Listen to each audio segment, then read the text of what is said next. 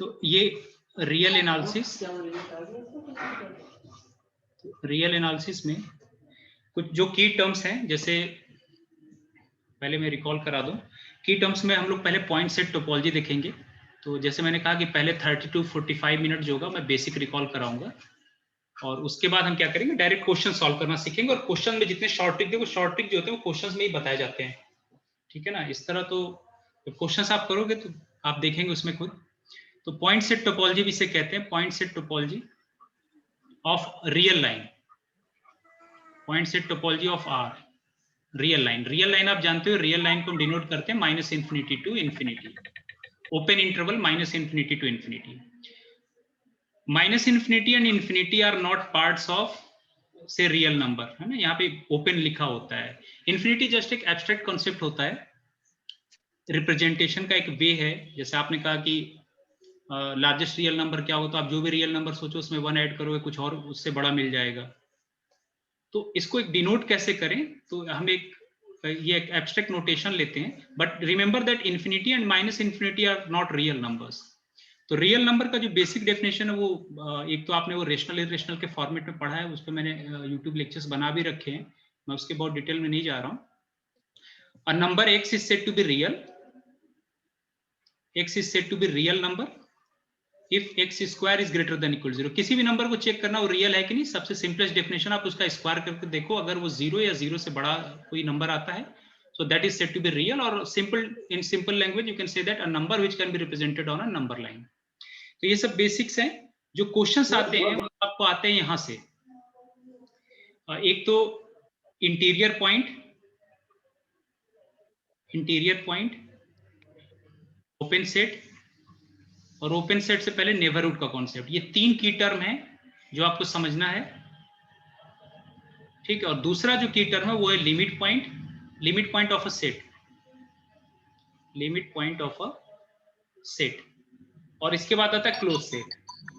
ये क्यों दोनों मैंने अलग अलग 2 टेबल बना रखा है, क्योंकि ओपन सेट के डेफिनेशन में इंटीरियर पॉइंट का कॉन्सेप्ट यूज होगा, और आप देखोगे क्लोज सेट में लिमिट पॉइंट के टर्म में क्लोज सेट डिफाइन होता है। वो एक अलग बात है कि क्लोज सेट का कॉम्प्लीमेंट ओपन होता है और ओपन सेट का कॉम्प्लीमेंट क्लोज्ड होता है, ये हर जगह वैलिड है।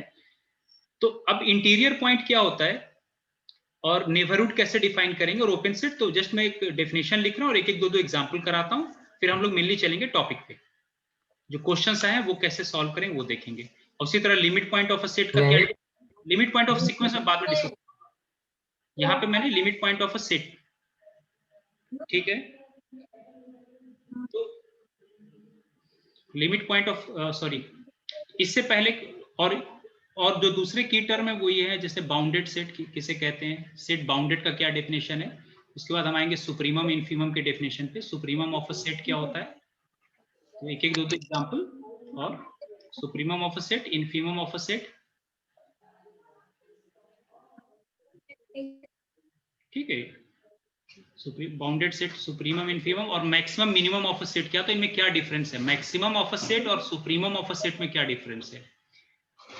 और उसी तरह इन्फीमम, फिर order completeness property, order completeness property of R, पहले मैं नाम ले लूं, order completeness property of R, जो आपके सिलेबस में देखें तो स्ट्रिक्टली मेंशन है, order completeness property of real line, जिसे कंप्लीटनेस प्रॉपर्टी भी कहेंगे, ठीक है।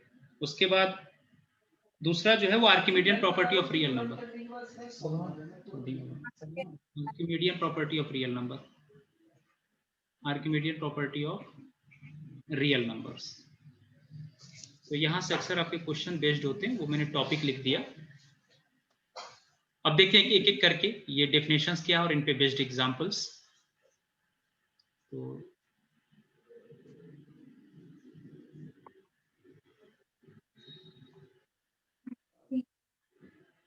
मैं जरा 2 सेकंड इसको छोड़ दूं ताकि स्लाइड आप बाद में नोट करने के लिए, फिर मैं अब इसे डिलीट कर देता हूं। अब देखो Archimedean property of real numbers क्या कहता है, इसका यूज हम लिमिट पॉइंट में करेंगे, Archimedean property of real numbers. Actual में जो रियल नंबर्स, और इसमें आगे आप जो भी रियल नंबर सिस्टम में क्या करते हैं कि हम रियल नंबर्स और उनके सबसेट की स्टडी करते हैं। ठीक है ना, उनके डिफरेंट प्रॉपर्टीज, इसलिए इसका नाम ही पड़ा है रियल एनालिसिस, रियल नंबर्स की बेसिकली एनालिसिस करते हैं। तो ये जो Archimedean property of real numbers है, इससे पहले आपको मैं एक एप्सिलॉन डेल्टा टेक्निक बताता हूँ। ये अक्सर आप देखोगे कि ये जो रियल एनालिसिस और इनफैक्ट एडवांस कैलकुलस में भी थोड़ा सा आपको बताया गया होगा कि एप्सिलॉन डेल्टा के फॉर्म में कैसे लिखते हैं चीजों को। जो कंसेप्ट आपने लिमिट का पढ़ रखा है +2 में, उसको जब वो उसी कंसेप्ट को आगे एप्सिलॉन डेल्टा फॉर्मेट में कैसे करते हैं। तो एप्सिलॉन डेल्टा फॉर्मेट में क्या होता है कि अगर मुझे a इक्वल टू बी लिखना है, a इक्वल टू बी, मान लो दो रियल नंबर a और b, और मुझे ये लिखना है a इक्वल टू बी, तो मैं इसको ये लिखूंगा कि for every epsilon greater than 0, epsilon is some real number, remember, if for every epsilon greater than 0, if mod of a minus b is less than epsilon, this implies a is equal to b। बहुत important result है, क्योंकि बहुत से लोग इसमें confuse होते हैं, उन्हें नहीं क्लियर होता कि ये क्या कहना चाहते हैं, स्टेटमेंट का मीनिंग क्या है। तो यहाँ पे ये जो इस तरह नोटेशन देती है, फॉर एवरी का साइन होता है, for every, mathematical notation is short for every. For every epsilon greater than 0, if mod of a minus b is less than, property पढ़ा रहे हैं this implies if and only if a is equal to b। Mic mute कर लें आप लोग अपना,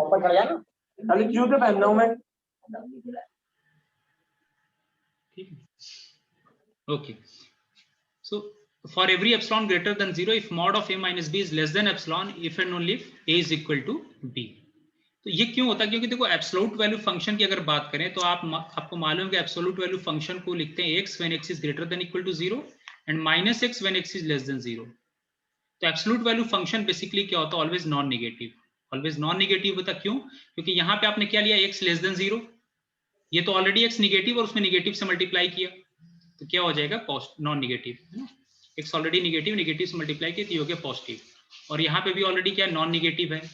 तो इसलिए मैं कह सकता हूँ कि एब्सोल्यूट वैल्यू फंक्शन या तो उसकी मिनिमम वैल्यू 0 होती है या 0 से बड़ी होती है। अब यहाँ पे क्या लिखा हुआ है कि for every epsilon greater than 0, if this quantity is less than every positive epsilon, now listen, this quantity can never be negative because there is an absolute value function here, we have absolute value function here, so this quantity can never be negative and it has to be less than every epsilon positive। So the only case in which it will hold is that a minus b has to be 0, there is no other possibility। Why? Because this quantity, modulus of this quantity has to be less than every epsilon, so this implies that a minus b is equal to 0, or I can say that a equal to b। ये clear हुआ? ये चीज बहुत simple चीज, का use बहुत ज्यादा करने वाला हूं मैं। तो ये सिर्फ एक नोटेशन है और इससे कोई डरने की जरूरत नहीं है, इसी को कहते हैं एप्सिलॉन। फिर डेल्टा का यूज मैं क्योंकि लिमिट, कंटिन्यूटी, डिफरेंशियबिलिटी में सब में मैं एप्सिलॉन डेल्टा टेक्निक यूज करूंगा, और इवन जो आंसर्स आप देखोगे ना प्रीवियस ईयर पेपर में, जो आंसर आए हुए हैं वो इसी फॉर्मेट में इंटरप्रेटेड होते हैं। तो ये नोटेशन समझना जरूरी है, बाद में सब कहाँ यूज होगा वो मैं बाद में बताऊंगा।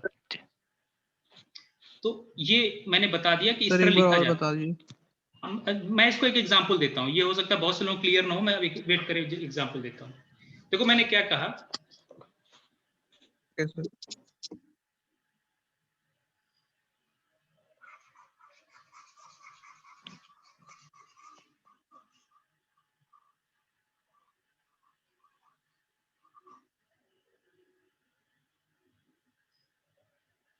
मैंने ये कहा कि यहाँ क्या दिया, देखो ये तो फॉर एवरी का साइन है, for every epsilon greater than 0, if mod of a minus b is less than epsilon, this implies a equal to b। क्योंकि हर एक एप्सिलॉन पॉजिटिव से, आप कोई भी एप्सिलॉन कोई रियल नंबर है, अगर ये क्वांटिटी हर एक रियल नंबर से, चाहे कितना भी छोटा रियल नंबर हो, 0.0001 ले लें, अगर सबसे हर एक पॉजिटिव रियल नंबर से ये छोटा है, तो एक ही ऑप्शन होगा कि a माइनस b को खुद 0 होना पड़ेगा। a इक्वल टू बी को इस तरह लिख सकते हैं, a इक्वल टू बी को ये चीज लिखी जाती है। ये एप्सिलॉन टेक्निक होता है कि किसी भी चीज a इक्वल टू बी को लिखने का एक वे है। और बहुत सिंपल सा लॉजिक भी मैंने बता दिया। अब आओ आप आर्किमिडियन प्रॉपर्टी ऑफ, इसको समझो कैसे होता है। देखो Archimedean property of real number क्या कहता है, जो बेसिक डेफिनेशन है वो तो ये है कि if x and y are two positive real number,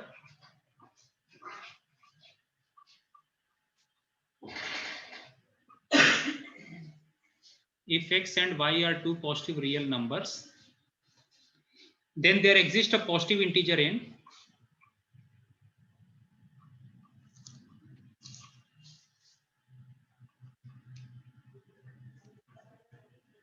integer से n such that n times y is greater then x। Even y less than x भी हो तो कोई ना कोई ऐसा पॉजिटिव इंटीजर मिलेगा जिसको कि n में मल्टीप्लाई करें तो ये x से क्या हो जाएगा, बड़ा। इसका मैं दूसरा फॉर्म इसका मैं एक्सप्रेस करता हूं। मैं इसका कॉरोलरी कराता हूं ताकि आपको और आसान समझ में आ जाए कि ये क्या कहना चाह रहा है। हालांकि बहुत ट्रिवियल स्टेटमेंट है और थोड़ा सा, हाँ, इसका मैं दूसरा फॉर्म, मैंने ये कहा कि for any given epsilon greater than 0, for any given epsilon greater than 0 there exists a natural number, say m belonging to n, such that 1 by n is less than epsilon for every n greater than equal to m। ये एक line लिखा हुआ है कि हर एक epsilon positive के लिए कम से कम एक ऐसा m मिलेगा, कम से कम एक ऐसा m मिलेगा। आप चाहो तो इसे फिक्स्ड नेचुरल नंबर भी कह सकते हैं, m not, such that 1 by n is going to be less than epsilon for every n after this m not, starting from this m not. इसको समझने के लिए, और m कैसे निकालेंगे, m बेसिकली इसका सीलिंग फंक्शन होता है। तो मैं ऐसा करता हूं कि आपको पहले एग्जांपल दे दूं। जैसे मान लो मैंने एप्सिलॉन को ले लिया 0.33, सपोज किया फिक्स कर दिया एप्सिलॉन को 0.33, तो मेरा ये क्लेम है कि जो भी आप एप्सिलॉन चूज करोगे कोई ना कोई एक ऐसा m नॉट मिलेगा जिसके बाद के सारे नेचुरल नंबर के लिए 1 by n ऑलवेज क्या होगा, लेस देन एप्सिलॉन। देखो ये लिमिट पॉइंट पे आपके पास हर बार 2 या 3 क्वेश्चंस आ रहे हैं आपके आईटी जैम में, और उसके समझने के लिए मैं उसका कॉन्सेप्ट बता रहा हूं। तो अब जैसे अब आप मैंने ये जो m नॉट क्लेम करना है ना, इस m नॉट को डिफाइन करते हैं इस तरह से, ceiling function of 1 by epsilon. Ceiling function का क्या मतलब है, जैसे ग्रेटेस्ट इंटीजर को 2 पार्ट में डिवाइड करते हैं ना, सीलिंग और फ्लोर फंक्शन। जैसे -1.3 का सीलिंग फंक्शन कितना हो गया, -1.3 का -1, या 1.2 का, 1.2 का कितना हो गया सीलिंग फंक्शन, सीलिंग वैल्यू। 1.2 किन दो इंटीजर के बीच में लाई करेगा, 1.2, ठीक है, 1 और 2 के बीच में लाई करेगा, तो इसका सीलिंग वैल्यू कितना है, 2, तो ये 2 अलॉट कर दिया। या जैसे माइनस ऑफ 1.3 ले लिया तो देखा है कितना हो गया, सॉरी -2 हो जाएगा ये, ठीक है, -1.3 है ना, -2 और -1 क्या है, हाँ ठीक है, -1 हो जाएगा ना, -1 और -2 और -1 के बीच में लाई करेगा तो कितना हो गया, -1। उसी तरह 1.2 का अगर फ्लोर फंक्शन होता तो 1.2 का फ्लोर, तो 1.2 किन दो रियल नंबर के बीच में लाई करता है। यहाँ पे नोटेशन मैंने गलत लगा दिया, अगर इसको आप इस तरह लगा दो ना, फ्लोर ले लोगे तब तो हो जाएगा ये -2 हो जाएगा, लेकिन अगर सीलिंग लोगे तो कितना हो जाएगा, -1, ठीक है। उसी तरह 1.2 किन दो इंटीजर के बीच में लाई करेगा, 1 और 2, तो उसका फ्लोर क्या हुआ, 1, तो 1 अलॉट हो गया है ना। तो अब यहाँ पे मैंने क्या क्लेम किया कि जो भी आप एप्सिलॉन चूज करोगे, मेरा क्लेम है कि कम से कम एक ऐसा m नॉट मिलेगा जिसके बाद या उस पर्टिकुलर m नॉट से स्टार्टिंग सारे n के लिए 1 by n ऑलवेज क्या होगा, लेस देन एप्सिलॉन। तो सपोज क्या कि मैंने एप्सिलॉन को ले लिया 0.33, तो मेरा क्लेम है कि m is equal to 1 by 0.33। अगर मैं सीलिंग वैल्यू ले लूं, सीलिंग वैल्यू, तो सीलिंग वैल्यू 1 by 3 ऑलमोस्ट, ये सीलिंग वैल्यू कितना हो जाएगा, 4, क्योंकि ये 3 और 4 के बीच में लाई करेगा, तो इसका सीलिंग वैल्यू कितना हो गया, 4। तो अब चाहो तो आप देख सकते हो कि 1 by n is less than 0.33 for every n greater than equal to 4। देखो अगर आप मिनिमम n की वैल्यू 4 भी रखते हो तो 1 by 4 क्या होता है, 0.25, और 0.25 0.33 से छोटा है कि नहीं, ठीक है। इवन n का वैल्यू आप n greater than equal to 4 है ना, तो 4 भी रख दोगे तो भी 1 by 4 होता है, 0.25, और 0.25 0.33 से छोटा है। n की वैल्यू 5 रखोगे क्या होगा, 1 by 5 लेस देन 0.33। तो 4 और 4 के बाद सारे n के लिए होल्ड कर रहा है या नहीं, यस सर। ठीक है, डाउट तो नहीं किसी को। आप चाहो तो हैंड रेस कर सकते हो अगर आपको समझ में आ रहा हो, तो बीच बीच में जो ऑप्शन है, तो उससे थोड़ा क्लास लाइव रहती है तो पढ़ाने अच्छा लगता है, ठीक है। अगर मैं कहूं कि ऐसे कितने n होंगे तो आप कहोगे इनफाइनेटली मेनी। बाद में मैं हालांकि n जो है वो ये भी नेचुरल नंबर है, तो हम देखेंगे कि इसे कहेंगे countably infinite n are there, लेकिन अभी मैं काउंटेबल वर्ड और अनकाउंटेबल को बाद में एक लेक्चर लेके कवर करूंगा। अभी सिर्फ मैंने ये समझाया कि आपको जो भी एप्सिलॉन दिया जाए देखो इस लाइन को समझना बहुत जरूरी है, ये बेसिकली इसी का कॉर्लरी है। आप चाहे तो इसको क्रॉस मल्टीप्लाई कर दो, ये जो पॉइंट है ना, अब देखो कैसे ये इसका कॉर्लरी है। काम करो, इसको कोई और कलर ले लेते हैं, हाँ ये सेलेक्ट कर लेते हैं, बल्कि हाँ देखो ये जो 1/n लेस देन एप्सिलॉन है ना, इसको मैं लिख सकता हूँ n epsilon greater then 1, n epsilon greater then 1 है ना, n को यहाँ मल्टीप्लाई कर दिया, n एप्सिलॉन ग्रेटर देन 1। अब अगर मैं y को एप्सिलॉन चूज कर लूं और x को 1 चूज कर लूं, तो ये तो इसी का पर्टिकुलर केस हुआ कि नहीं? ठीक है, y की जगह आप एप्सिलॉन ले लो और x की जगह 1 ले लो, तो देखो क्या कह रहा है कि x y कोई भी दो अगर पॉजिटिव रियल नंबर्स हैं, तो कोई ना कोई एक ऐसा नेचुरल नंबर मिलेगा सच दैट आप n में y में n को मल्टीप्लाई करो, it should be greater then x। तो कोई भी आप एप्सिलॉन चूज कर लो, कम से कम एक ऐसा n मिलेगा जिसको एप्सिलॉन में मल्टीप्लाई करो तो ये 1 से क्या हो जाएगा बड़ा, या उसी को मैं इस तरह लिख सकता हूँ, for any given epsilon greater than 0 there exist m naught some fixed natural number at least one m naught such that 1/n is less than epsilon for every n greater than equal to that fixed m naught।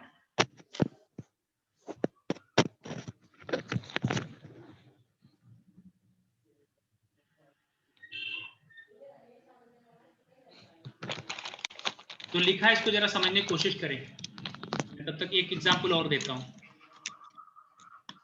मैं बीच में 5 second का break pause कर दूंगा ताकि आप जो board पे लिखा उसे समझ भी सकें, और जिसको कोई भी डाउट है वो हैंड रेज कर सकता है।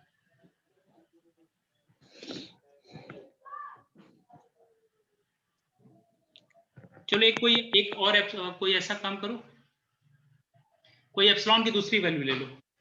एक काम करो, यहाँ पे तो ये कंप्लीट हो गया, एप्सिलॉन की वैल्यू ले लो 0.125। अब बताओ वो m क्या होगा? m इज इक्वल टू होता है सीलिंग ऑफ 1/n 1/एप्सिलॉन, तो 1/0.125 का सीलिंग वैल्यू ले लो, तो ये लगभग आ जाएगा 8। तो आप कह सकते हो कि 1/n is less than 0.125 according to Archimedean property of real numbers for every n greater than equal to m naught or 8। कह सकता हूं मैं?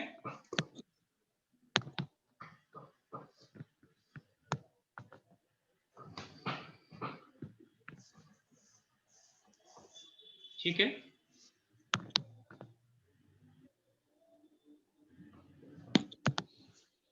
हाँ शायद समझ में आ रहा है आपको।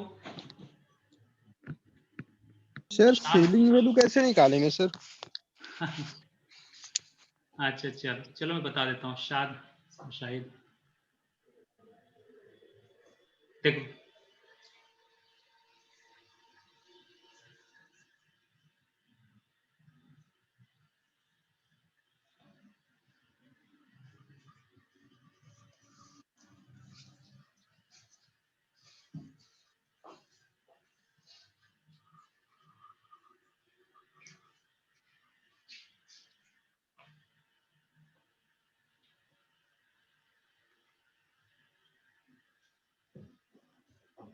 डिजिटल पेन में एक प्रॉब्लम रहती है, कभी कभी हैंग कर जाता है। एक मिनट,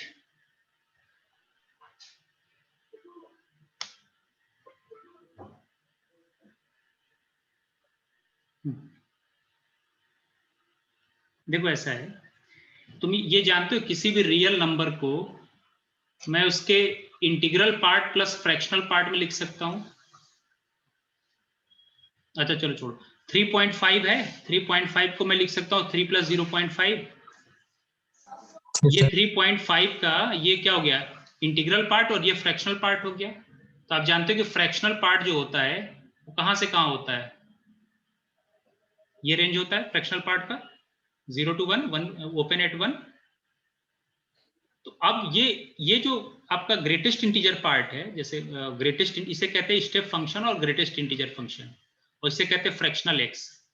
इसे जो टर्मिनोलॉजी दी जाती है फ्रैक्शनल एक्स, और इसे कहते हैं step function. Greatest integer function, step function और बॉक्स फंक्शन, डिफरेंट बुक्स में आप डिफरेंट नाम पढ़ोगे। चलो इसको तो ये हमेशा इंटीग्रल वैल्यूज लेता है, हमेशा ये इंटीग्रल वैल्यूज लेता है, और ये हमेशा फ्रैक्शनल वैल्यूज लेता है जिसकी वैल्यू 0 से 1 में होती है। जैसे अगर मैं कहूँ कि 3 को लिखना, तो 3 को आप लिख सकते हो 3 + 0, ये फ्रैक्शनल वैल्यू हो गई, और ये क्या हो गया उसका इंटीग्रल वैल्यू। तो अब ये जो बॉक्स एक्स आया ना, ये जो बॉक्स एक्स आया, इसको हम फर्दर, ये इस बॉक्स एक्स की प्रॉपर्टी क्या होती है,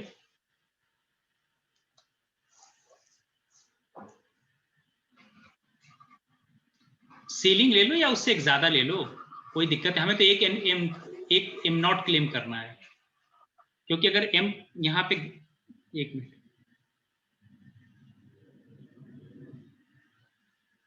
देखो, अब चाहो तो इसका ये देखो, जहाँ पे जैसे ग्रेटेस्ट इंटीजर फंक्शन का डेफिनेशन क्या होता है, बॉक्स एक्स क्या होता है, greatest integer less than equal to x, less than equal to x.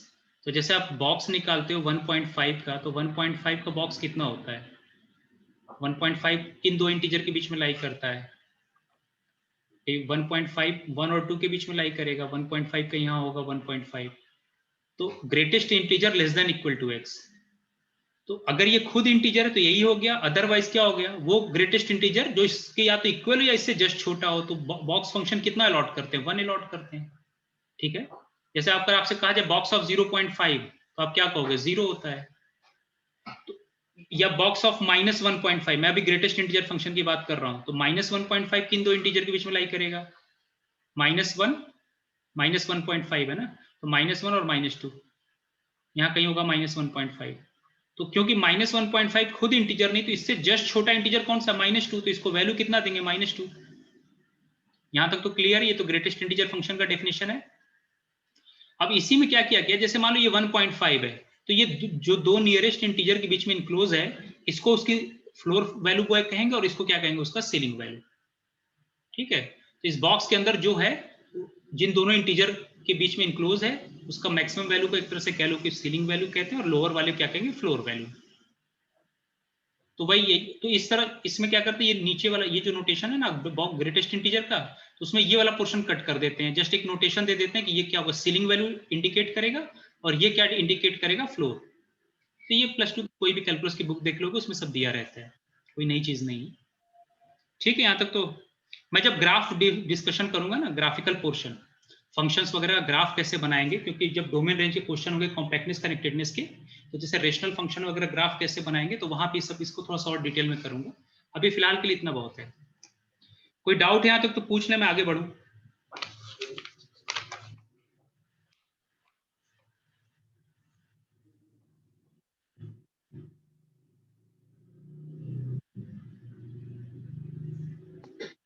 ठीक है, तो मैं इस पेज को रब कर दे रहा हूं। अब इंपॉर्टेंट प्रॉपर्टी यहाँ से क्या निकल के आई कि, अब फिर से स्टेटमेंट देखो, मैं इसको ज्यादा यूज करूंगा, ठीक है। For any given epsilon greater than 0 there exist m naught belonging to n such that 1/n is less than epsilon for every n greater than equal to m not.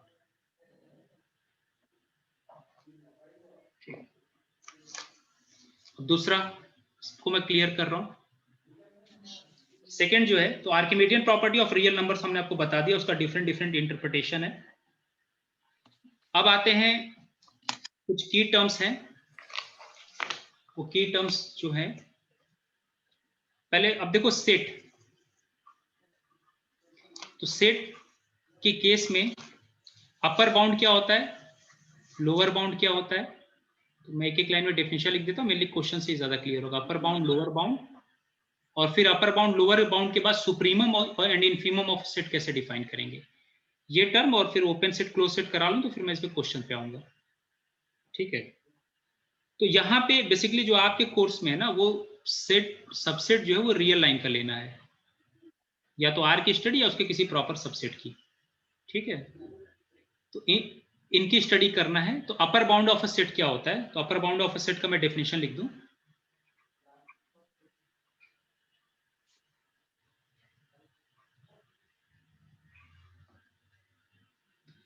upper bound of set, suppose S is subset of R, B any subset of R, then the real number M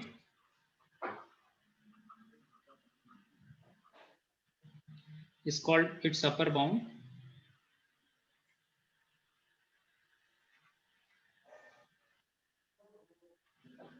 if every element of set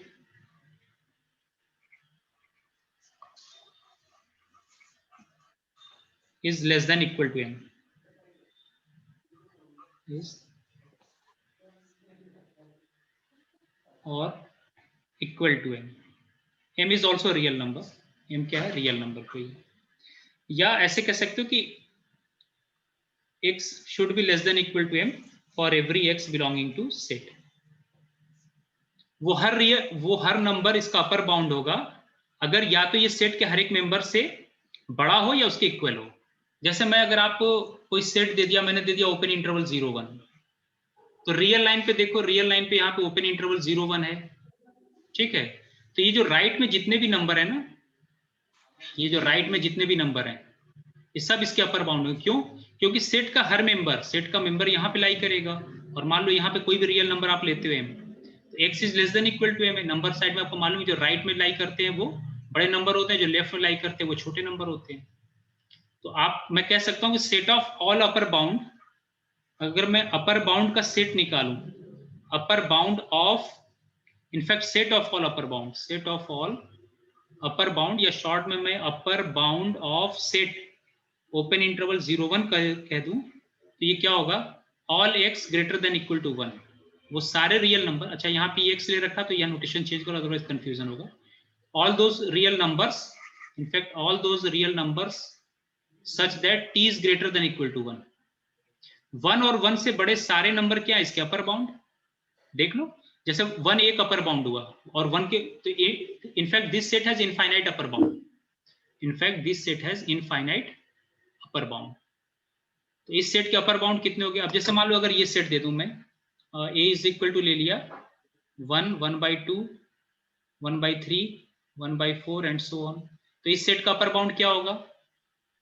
1 या 1 से बड़े number सारे इसके क्या upper bound, इस set के 1 या 1 से बड़े नंबर सारे क्या हुए अपर बाउंड। डेफिनेशन क्या कहता है, x every m should be greater than equal to every member of the set. ऐसे देखो, m should be, those real numbers are said to be upper bound of the set if it is greater than equal to every member of the set, for every a, for every. So all those real numbers including 1 and greater than equal to 1 are its upper bound, or its upper bound। तो ये upper bound हो गया। दूसरा example देखते हैं। उसी तरह lower bound, actual में सुप्रीमम इनफीमम तभी डिफाइन होता है जब बाउंड एग्जिस्ट करें। तो लोअर बाउंड जो होगा, लोअर बाउंड, तो lower bound of a set क्या होगा? Lower bound of a set में सिंपली मैं कह सकता हूं कि सपोज करो स्मॉल m से मैं लोअर बाउंड डिनोट कर रहा हूं। So lower bound should be less than equal to for every member belonging to set. तो अगर पहले वाला एग्जांपल हम ले ले, ये ले ले इक्वल टू ओपन इंटरवल 0 1, तो इस केस में क्या होगा, लोअर बाउंड ये 0 हो गया, ये 1 हो गया। अब वो कौन कौन सा रियल नंबर होगा जो सेट के हर मेंबर के या तो इक्वल या उससे छोटा होगा? तो वो कौन से मेंबर होंगे जो उसके लेफ्ट में लाई करें? ये मेंबर हो गए इंक्लूडिंग 0। तो मैं कह सकता हूं set of all lower bound, set of all lower bound of a are all those real numbers t belonging to R such that t is less than equal to 0। Left में लाई करने वाले सारे number क्या है इसके upper bound. अब आते हैं सुप्रीमम के डेफिनेशन पे। ये तो अपर बाउंड हो गया, लोअर बाउंड हो गया। अभी और भी एग्जांपल कराऊंगा, अभी पहले एक एक दो एग्जांपल देखें, फिर बहुत सारे मैं एग्जांपल इस पे डिस्कशन करा दूंगा। तो कोई इसमें ऐसी बड़ी डेफिनेशन नहीं है या कुछ नई चीज नहीं है, बिल्कुल रियल लाइन जो आप बचपन से पढ़ते आ रहे हैं उन्हीं चीजों का डिस्कशन करा रहा हूं। तो अपर बाउंड हो गया, लोअर बाउंड हो गया। अब सुप्रीमम ऑफ अ सेट क्या कहता है? देखो, supremum of a set and infimum of a set. अच्छा, कोई सेट बाउंडेड कब कहलाएगा? Bounded set means it has upper bound as well as lower bound. upper bound as if a set has upper bound as well as lower bound, then set is said to be bounded. For example, open interval 0 1 is bounded by, because it has upper bound, I mean all real number greater than equal to 1 are its upper bound and all real number less than equal to 0 are its lower bound. So this set open interval 0 1 is bounded, और just measure the length। Actual में यहाँ पे जो भी हम real में आप पढ़ रहे हैं ना, वो सब यूजुअल डिस्टेंस के रेस्पेक्ट में पढ़ते हैं, d of x y equal to mod of x minus y। तो अगर ये डिस्टेंस फाइनाइट है ना, आप इस सेट के हर दो मेंबर के बीच में डिस्टेंस मेजर करें और उनका सुप्रीमम लें, अगर वो फाइनाइट होता है तो कहते हैं कि सेट बाउंडेड है। तो क्योंकि यहाँ पे ये मेट्रिक है, रियल लाइन की मेट्रिक जो आप यूजुअल डिस्टेंस मेजर करते हैं, जब नेक्स्ट सेमेस्टर में मेट्रिक स्पेस पढ़ेंगे तो वहां देखेंगे किसी एक सेट पे different different distance function define किया जाता है और सारी प्रॉपर्टी चेंज होती है। डेफिनेशन तो यही रहेगा लेकिन रिजल्ट में बहुत वेरिएशन होगा। तो लेकिन आपके आईटी जैम के सिलेबस में वो चीजें नहीं है। आपके आईटी जैम के सिलेबस में स्ट्रिक्टली सब कुछ यहाँ पे रियल नंबर और अंडर दिस मेट्रिक है, distance function, absolute value function. तो bounded set which is upper bounded above as well as bounded below, मैं यहाँ लिख देता हूँ bounded above as well as below.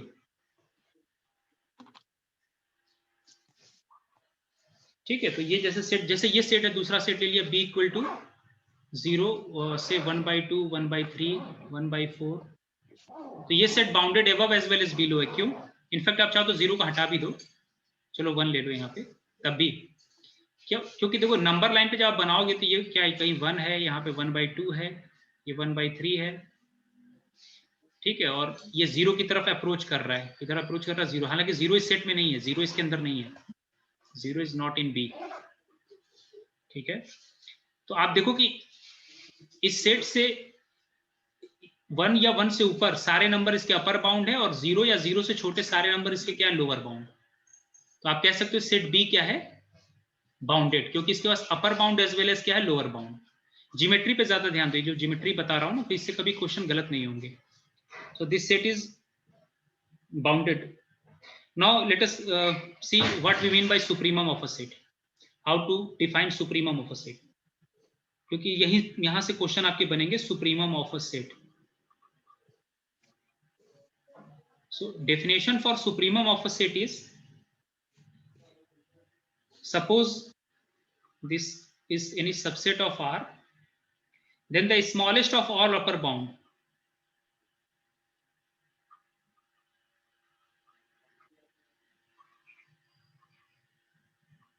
then the smallest of all upper bounds is called as supremum of the set.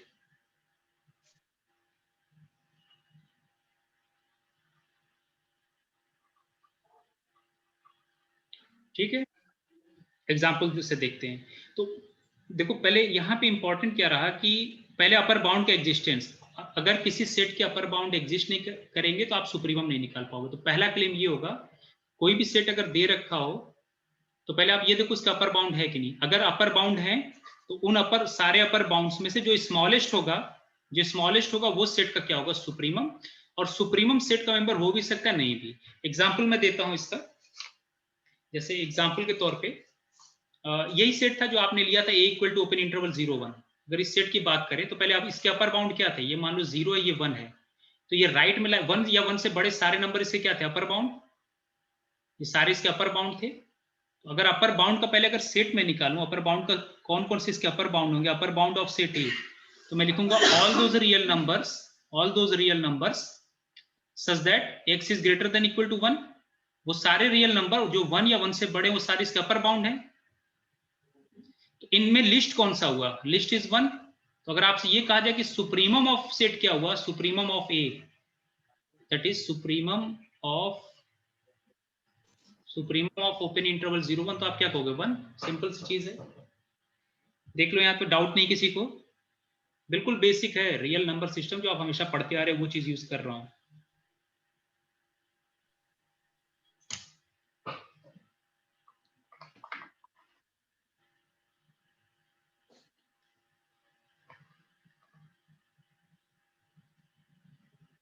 ठीक है, supremum of अ, अभी मैं और एग्जांपल दूंगा, पहले एक एग्जांपल से कॉन्सेप्ट समझ ले, फिर और अच्छे अच्छे एग्जांपल पे देखेंगे previous year paper.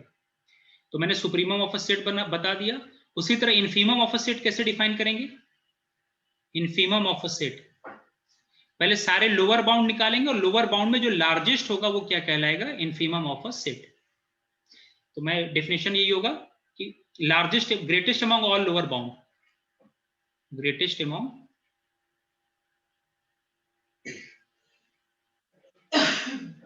All lower bounds. ठीक है, तो ये डेफिनेशन है।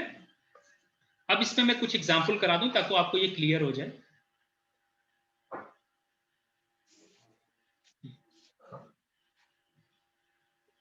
क्योंकि एग्जाम्पल पे ज्यादा आपको कवर करना है ना, एग्जाम्पल के थ्रू ज्यादा चीजें रिटेन रहती है लंबे वक्त तक। अब एग्जाम्पल में, चलो ठीक है, पहले इसी एग्जाम्पल को लेते हैं। जैसे ये ले लिया C is equal to 1/n, where n belongs to n। अच्छा, ये सेट है, ठीक है ना। सीक्वेंस नोटेशन अलग होता है। सीक्वेंस को इस तरह लिखते हैं 1/n, n greater than equal to 1, ऐसे लिखते हैं सीक्वेंस, ठीक है। तो सीक्वेंस का जब चैप्टर डील करूंगा तो बताऊंगा। इस तरह लिखने का मतलब एज अ सीक्वेंस उसे कंसीडर करते हैं। तो ये जो सेट है 1/n, question is find its supremum infimum, find supremum and infimum and infimum of set C। इसमें कुछ भी याद नहीं करना, नहीं दिमाग पे जोर देना है। ये बेसिक डेफिनेशन है, उसको देखें।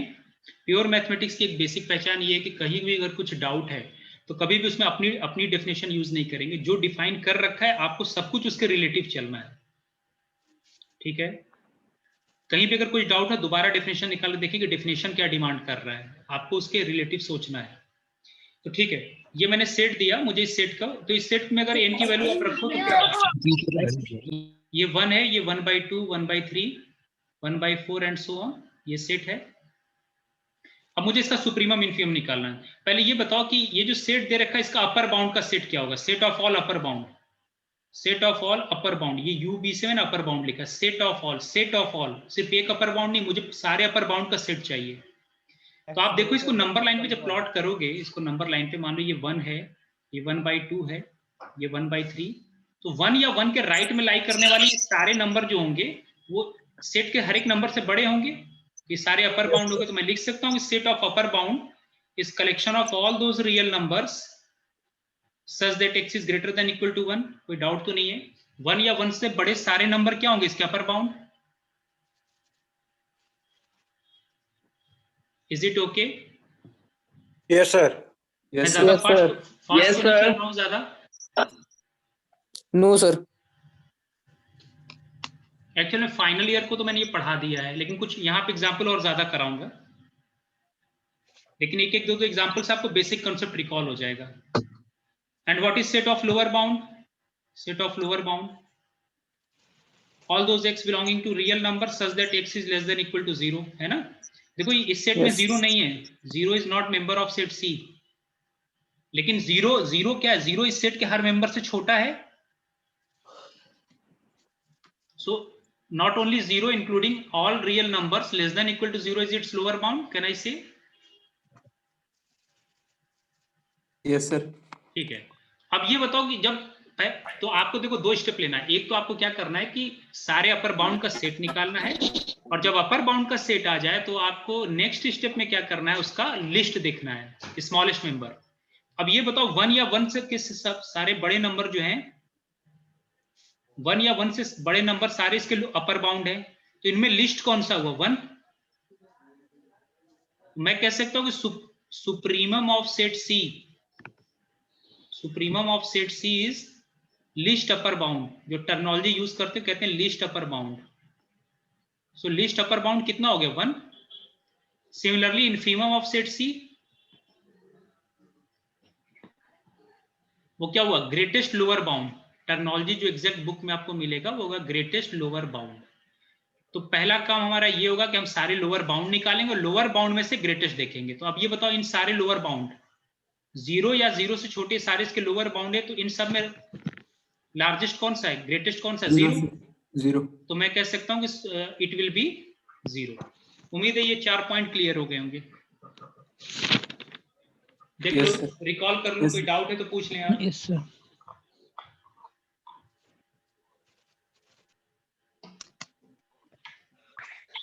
Excuse me sir.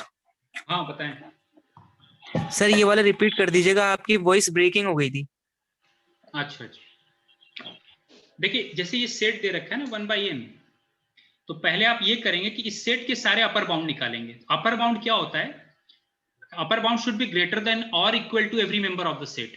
अगर इस नंबर को, इसको नंबर लाइन पे हम प्लॉट करें, एक मिनट, इसको अगर मैं नंबर लाइन पे प्लॉट करूं तो ये देखिए 1 है, 1/2 है, तो 1 भी क्या है, greater than equal to every member of the set है। और 1 के राइट में जितने नंबर लाइक कर रहे हैं वो भी सेट के सारे मेंबर से बड़े या बराबर हैं। तो अपर बाउंड का सेट क्या हुआ, मतलब collection of all upper bound पहले आप निकालेंगे, तो अपर बाउंड क्या हुआ कि 1 या 1 से बड़े सारे नंबर इसके अपर बाउंड हो गए, और उन सारे अपर बाउंड में जो लिस्ट होगा वो 1 हुआ, तो उसी को सुप्रीमम कहते हैं। उसी तरह इनफीमम के लिए हम सारे लोअर बाउंड निकालेंगे, और लोअर बाउंड में जो लार्जेस्ट होगा वो क्या कहलाएगा, इनफीमम। तो ये तरीका होता है infimum supremum of a set निकालने का, infimum supremum of a set. मैं एक एग्जांपल और देता हूं ताकि आपको और क्लियर हो जाए। चलो दूसरा एग्जांपल देखो आप लोग, जैसे ये ले लिया set B is equal to ले लिया ओपन इंटरवल 2 3 यूनियन 4 5। अब सोचे सब लोग, आप लोग इसका अपर बाउंड क्या होगा, नंबर लाइन पे ये 2 3 है और कहीं 4 5 है, बिल्कुल बेसिक है, तो 2 3 यूनियन 4 5। तो पहले ये मुझे बताएं कि अपर बाउंड क्या होगा, 5 या 5 से बड़े सारे नंबर इसके अपर बाउंड होंगे। जी सर। तो मैं लिख सकता हूं set of all upper bounds is collection of all those real number such that x is greater than equal to 5। ठीक है, 5 या 5 से बड़े सारे नंबर क्या है इसके अपर बाउंड, है ना, m should be greater than equal to x for every x belonging to set. याद रखें वो रियल नंबर अपर बाउंड कहलाएगा जो या तो सेट के मेंबर से बड़ा हो या उसके इक्वल हो। तो सेट के मेंबर तो ये है ना, सेट के मेंबर तो ये वाले आएंगे ना, ये पोर्शन है, ये है और ये पोर्शन है, तो जो राइट में जो भी लाई करेगा वो इनसे बड़ा तो होगा ही। तो मैं लिख सकता हूं these are all upper bound, is it? So what will be the least among all these upper bound? It will be 5. So can I say that its supremum of set B is 5?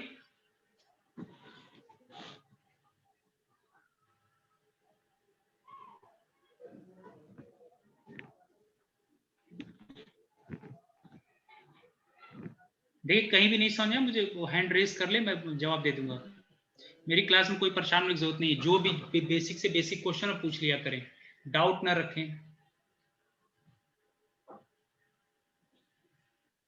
ठीक है, यहां तक doubt तो नहीं किसी को? No sir. So what will be set of lower bound? Set of lower bound? Sir, x belonging to real number x less than or equal to 2. Good. X is less than equal to 2.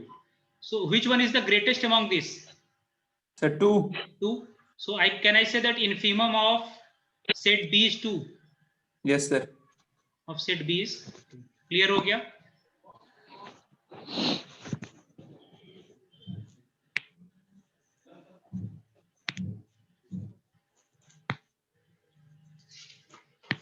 तो infimum supremum मैंने एक एक दो example करा दिए। अब आते हैं कुछ और एग्जाम्पल पे।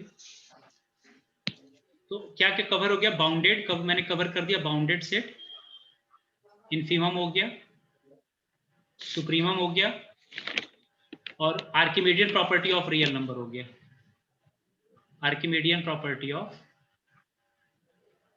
Real numbers.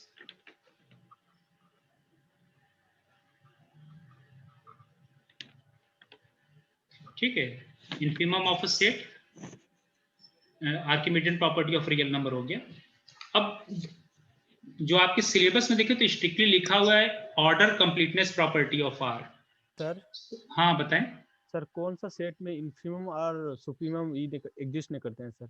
जैसे रियल नंबर ले लो, real number, set of real number. अच्छा क्वेश्चन है। अब बताओ आप इस सेट का पहले बाउंड अपर बाउंड क्या होगा? नहीं पता है सर। तो upper bound should be a real number. जी इसका तो अपर बाउंड कोई है नहीं। जी। In fact this set is not bounded. अगर अपर बाउंड नहीं मिला तो सेट बाउंडेड नहीं होगा। सर अगर किसी सेट में सिर्फ एक ही एलिमेंट हो तो उसका इनफीमियम और सुप्रीमियम निकाल सकते हैं? हाँ वही एक ही हो जाएगा, वही हो जाएगा। दोनों सेम हो जाएंगे ना? हाँ दोनों सेम हो जाएंगे। Very good sir. सिंगलेटन का सर, जीरो का नहीं, सिंगलेटन का क्या जीरो? मतलब इनफिमम और सुप्रीमम उसका क्या होगा? नहीं, जैसे कोई सिंगलेटन ले लो ना, जैसे कोई रियल नंबर ले, 2 ले लिया, सिंगलेटन 2। तो अब ये बता पहले अपर बाउंड क्या होगा? भाई रियल नंबर पे आपका 2 है, 2 से बड़े सारे नंबर इसके क्या होंगे? Upper bound. जी। तो मैं मान लो इस सेट को चलो कुछ नाम देता हूँ ये, तो ये बताओ पहले set of all upper bounds क्या होगा? वो कौन सा नंबर है जो सेट के हर मेंबर से बड़ा है? वो रियल नंबर कौन कौन से हैं? All x belonging to R such that x is greater than equal to 2. तो इसमें लिस्ट कौन सा हो गया? 2. 2, yes. तो मैं कह सकता हूँ supremum of singleton 2 is 2. 2, yes. उसी तरह इन्फीमम का सेट क्या होगा? Sir, sorry, set of lower bound of this set. x is less than or equals to 2. Good. x is less than equal to 2. इनमें लिस्ट कौन सा, largest कौन सा है? 2. 2, sir. तो मैं इन्फीमम भी ऑफ सिंगलेटन 2 क्या कहूंगा? 2, sir. तो देखो दोनों Yes. कोइंसाइड कर गए कि नहीं? Yes, sir. और कोई डाउट है? पूछे. सर अगर एक सेट है 1 to open interval 1 to 3 union 6 to 8, तो इस तरह इसमें जो बीच के दो एक नंबर हैं इनसे कोई क्या है? 1 to 4 1 to 4 और यूनियन 8 to 10. 8 to 10. हाँ. तो सर इससे है ना जो कोई फर्क नहीं पड़ेगा, वो मतलब कि सुप्रीमियम इसका 10 और इन्फिनियम 1 हो जाएगा ना? गुड. सर यही रहेगा ना? बिल्कुल बिल्कुल सही आंसर है. इसको अब इससे ये समझ में आता है कि आपको चीजें समझ में आ रही है. Okay sir. Yes, sir. असल में होता क्या है ना कि लोग डेफिनेशन फॉलो नहीं करते और फिर कहते हैं कि मैथ टफ है. आपको मैंने प्रोसीजर बता दिया एग्जैक्टली क्या करना है. पहले सारे आप अपर बाउंड निकालोगे. अपर बाउंड में जो लिस्ट होगा वो सुप्रीमम होगा. जरूरी नहीं उस सेट का मेंबर हो. जैसे आप देखो इससे पहले वाला जो मैंने एग्जांपल दिया था ओपन इंटरवल 0-1, तो ओपन इंटरवल 0-1 में सुप्रीमम कितना आया था? 1. और इन्फीमम कितना आया था? 0. देखो 1 इसका मेंबर नहीं, 1 इसके अंदर नहीं है, तो 0 less than x less than 1 है ना? Yes, sir. तो सुप्रीमम जरूरी नहीं कि सेट का मेंबर हो भी सकता है, नहीं भी. ठीक है. Okay, sir.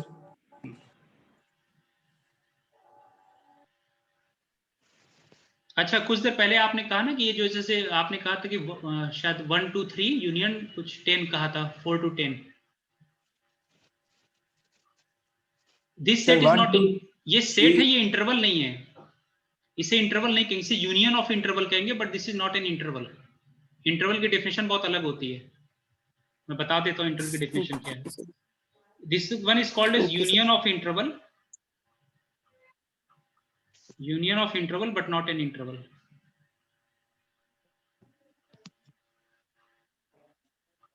एक्चुअल में इंटरवल देखिए, किसी सेट मान लो आर का कोई सबसेट है, तो इसे आप इंटरवल तब कहोगे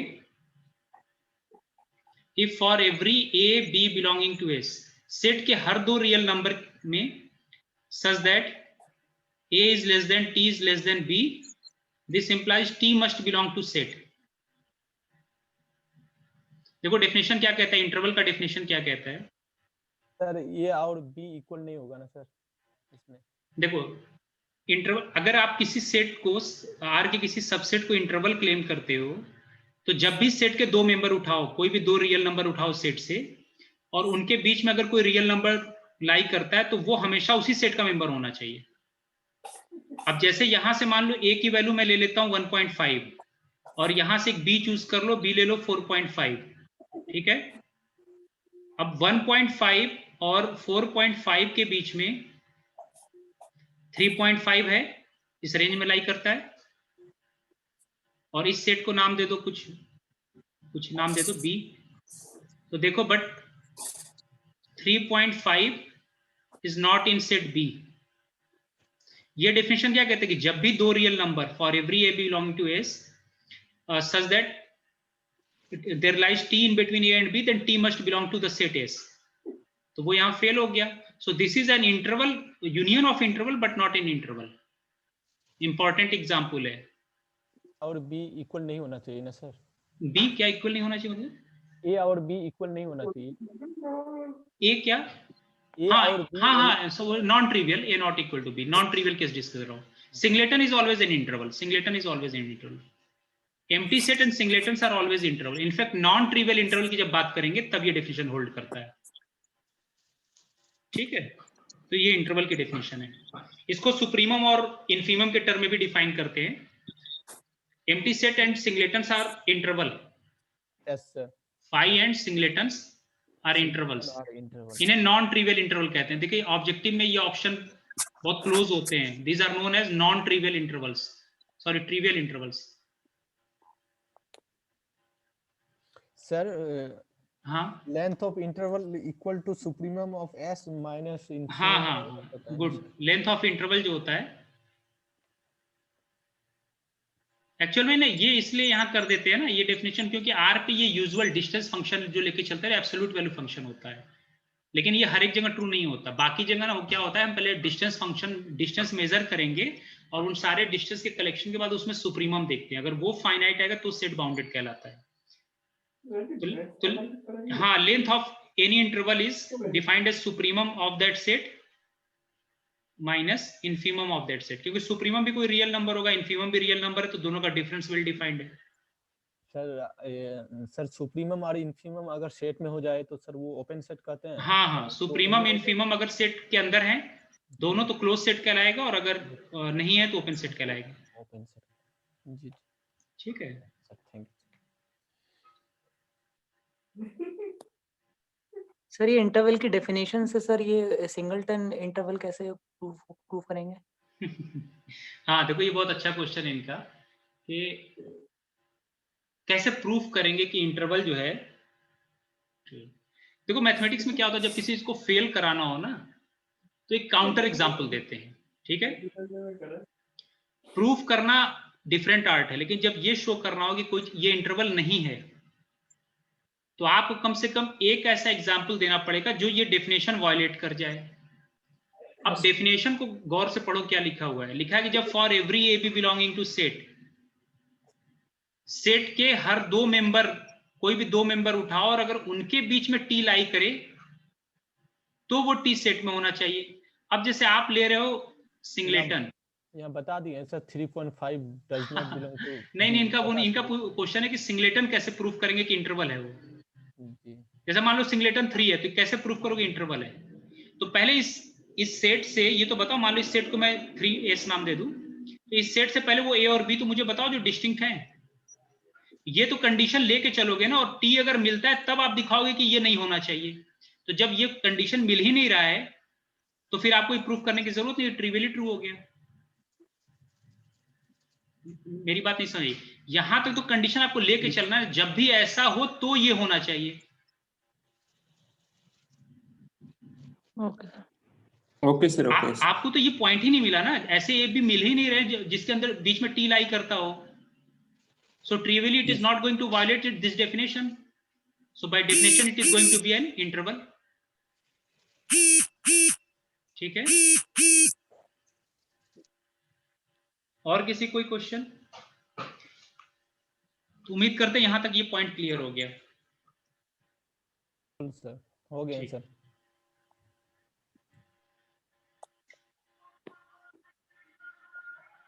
अब आते interior point of a set.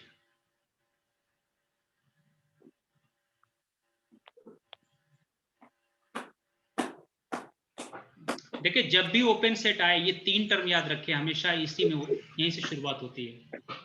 Interior point of a set क्या होगा, क्योंकि ओपन सेट जो होता है वो इंटीरियर पॉइंट के टर्म में डिफाइन किया जाता है। तो इंटीरियर ऑफ अ सेट, ठीक है, या नेबरहुड ऑफ अ पॉइंट। अच्छा, नेबरहुड ऑफ अ पॉइंट में लिख रहा हूं, नेबरहुड ऑफ अ पॉइंट। पहले डेफिनेशन देख लें, अगर पढ़ रखा है तो थोड़ा देर वेट करें। इंटीरियर पॉइंट की क्या डेफिनेशन होती है? Suppose S is some subset of R and a belongs to R, and a belonging to R is any real number, we say that A is an interior point of set S if there exists a delta greater than 0. There exists delta greater than 0 means there exists at least one delta greater than 0. There exists a delta greater than 0 such that A minus delta, A plus delta, such that delta neighborhood of A is contained into the set. A को आप interior point कहोगे अगर कम से कम एक ऐसा delta neighbourhood ए का मिले जो कि सेट के अंदर कंटेंट है। अभी मैं एग्जांपल से एक्सप्लेन करता हूं, बहुत आसान है ये। जैसे मैं कहूं कि okay, is half interior point of open interval 0 1, मान लो ये सेट ले लिया। मेरा क्वेश्चन है क्या हाफ ओपन इंटरवल है, ओपन इंटरवल 0 1 का क्या हाफ इंटीरियर पॉइंट है? यस सर, इंटीरियर पॉइंट है। तो देखो अगर हाफ यहाँ पे बाय डेफिनेशन, चलो देखो ए तो हमेशा अपने नेबरहुड में होगा ही, ए का नेबरहुड है, ऐसे समझो जो प्रीवियस वाले हैं। जैसे यहाँ पे इसको मैं समझा दे रहा हूँ, जैसे कोई सेट दे रखा है, कोई भी सेट दे रखा है, ठीक है, तो पहली कंडीशन होती है कि ये जो इंटीरियर पॉइंट कहीं का भी हो सकता, सॉरी यहाँ पे ए बिलोंग्स टू आर लिखा है, in fact A belonging to set होना चाहिए जी ये बिल्कुल कोई सर। रियल नंबर है लेकिन वो सेट से ही चेक करते हैं, रियल नंबर होगा पर सेट है। A is an interior point of set S if there exists at least one delta neighborhood of A such that which is contained into the set। तो जैसे अगर कोई सेट दे रखा हो, इट मे और may not be an interval, कोई जरूरी नहीं हो सकता पॉइंट्स का कलेक्शन हो, इट कैन बी काउंटेबल और uncountable, it can be an interval और नॉन और may not be an interval. तो कोई भी यहाँ रियल नंबर ए लिया तो एक कम से कम डेल्टा नेबरहुड मिलना चाहिए, ए माइनस डेल्टा और ए प्लस डेल्टा, ताकि ये जो पोर्शन है, ये जो इंटरवल है, ये पूरा इस सेट के अंदर कंटेंट होना चाहिए। इसकी ज्योमेट्री समझो, अगर एक भी ऐसा इंटरवल मिल गया जो ए को कंटेन करे, जो ए को कंटेन करे ये इंटरवल, और खुद सेट के अंदर कंटेंट होना चाहिए, सिंपल सा डेफिनेशन है। जब भी ऐसा होगा और there exist means there exist at least one, कम से कम एक भी मिल गया, हर एक के लिए नहीं जरूरी है, सिर्फ एक भी मिल गया तो आप कहोगे कि ये जो रियल नंबर ए है ये सेट का क्या है, इंटीरियर पॉइंट।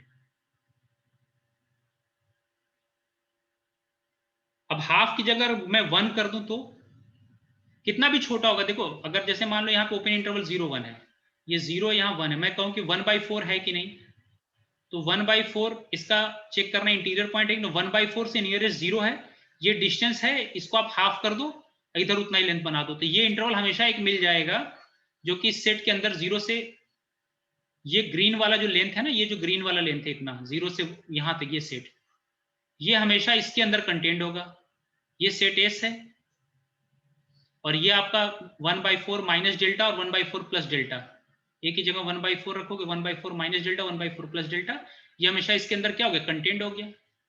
इसका मतलब 1/4 भी इसका क्या, इंटीरियर पॉइंट, इनफैक्ट इसके अंदर लाई करने वाला हर पॉइंट इसका इंटीरियर पॉइंट है। अब आ जाओ नेबरहुड के डेफिनेशन पे, नेबरहुड ऑफ अ पॉइंट। तो सपोज कि एस का कोई सेट, आर का कोई सेट लिया और किसी भी रियल नंबर, तो हम कहेंगे neighbourhood of a point, neighbourhood of a point अभी मैं डिस्कस कर रहा हूं, एस को किसी रियल नंबर का नेबरहुड कहेंगे, इस सेट को किसी रियल नंबर का नेबरहुड कहेंगे if there exists at least one open interval, if there exists at least one open interval, there exists at least one open interval I such that A belongs to I and I is contained into S, this set, ठीक है। तो अब देखो, अब ये actual में interior point की definition को मैं दूसरी तरह से कह रहा हूं, मैं कहूंगा कि ये सेट इसका नेबरहुड है। आवाज मेरी आ रही है ना? बिल्कुल आ रही है सर, आ रही है आवाज। मैं ये कहूंगा कि ये सेट जो है ये नेबरहुड है किसी रियल नंबर का, अगर कम से कम एक ऐसा इंटरवल मिले, इंटरवल जो उस पॉइंट को कंटेन करे और खुद सेट में कंटेंट हो। जैसे समझो मेरी बात, मैं कह सकता हूं कि 0 closed at 0 and 1 is neighborhood of 1 पे ओपन ले लो, 0 पे क्लोज्ड 1 पे open is neighborhood of half, real number half.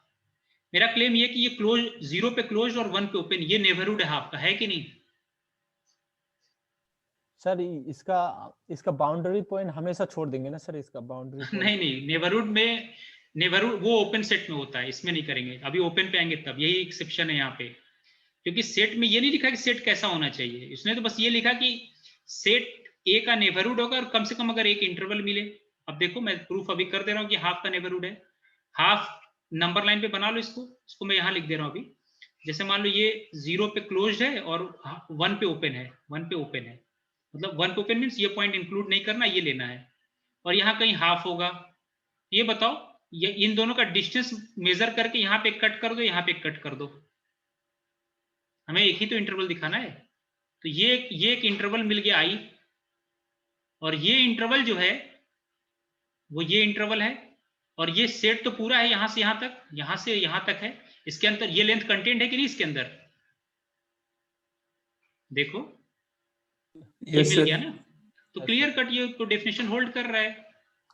तो क्या कहेंगे? तो ये दोनों एंड पे ओपन हो जरूरी नहीं है, नेबरहुड में दोनों एंड पे ओपन जरूरी नहीं है। यहाँ पे अक्सर लोग कंफ्यूज होते हैं। वो ओपन सेट में होता, अभी मैं आ रहा हूँ वहां पे, वेट करो इसको। सर ये intervals are neighbourhood of all their members except the end point. Sir end point को एक्सेप्ट कर देते हैं ना सर? नहीं छोड़ते, गलत है वो डेफिनेशन। ठीक है सर, वो एक्चुअल में एक टर्म होता है एप्सिलॉन नेबरहुड, उस टर्म को बार्टले ने ले रखा है, लेकिन जनरल डेफिनेशन नेबरहुड का यही होता है। अब देखो सुनो, ओपन सेट क्या होता है, इसीलिए मैंने यहाँ 0 पे क्लोज्ड कर दिया ताकि आपको कंफ्यूजन, ये जो अक्सर होता है ना कि ओपन इंटरवल लेंगे, जरूरी नहीं है। सेट का ओपन इंटरवल होना जरूरी नहीं है हाफ का नेबरहुड होने के लिए। ओपन सेट का डेफिनेशन क्या होता है? A set is called open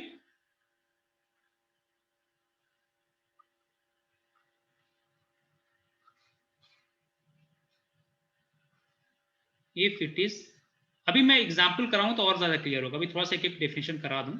if it is neighbourhood of each of its point.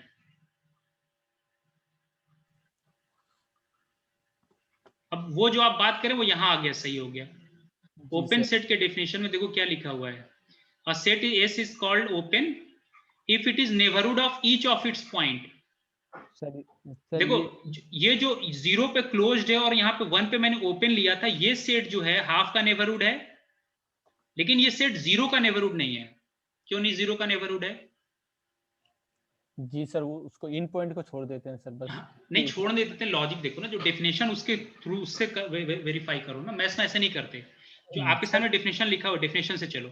जी मतलब 0 को जब मतलब इंटरवल लेंगे तो मतलब लेफ्ट, हाँ 0 का कोई भी डेल्टा नेबरहुड बनाओगे तो उसका लेफ्ट हाँ लेफ्ट वाला पोर्शन लाई नहीं करेगा। इसको जरा ज्योमेट्री से समझो। देखो मैं क्या कहना चाह रहा हूं, मैंने कहा कि मैं यहां लिख देता हूं ये, बल्कि ये इधर में इसको मिटा दूं, काम करो, इसको मैं मिटा दे रहा हूं इधर ना। यस सर, बेटा। इंटीरियर पॉइंट में सर, हाँ बताएं। ये इंटीरियर पॉइंट है 0 से 1 ओपन इंटरवल, इसमें 1 इसका नेबरहुड बनेगा, मतलब इंटीरियर पॉइंट बनेगा? नहीं बनेगा। अभी मैं आ रहा हूँ, उसी पॉइंट पे आ रहा हूँ। बहुत अच्छा क्वेश्चन है, देखो यही तो डाउट। ठीक है, तो मैंने ये लिख दिया,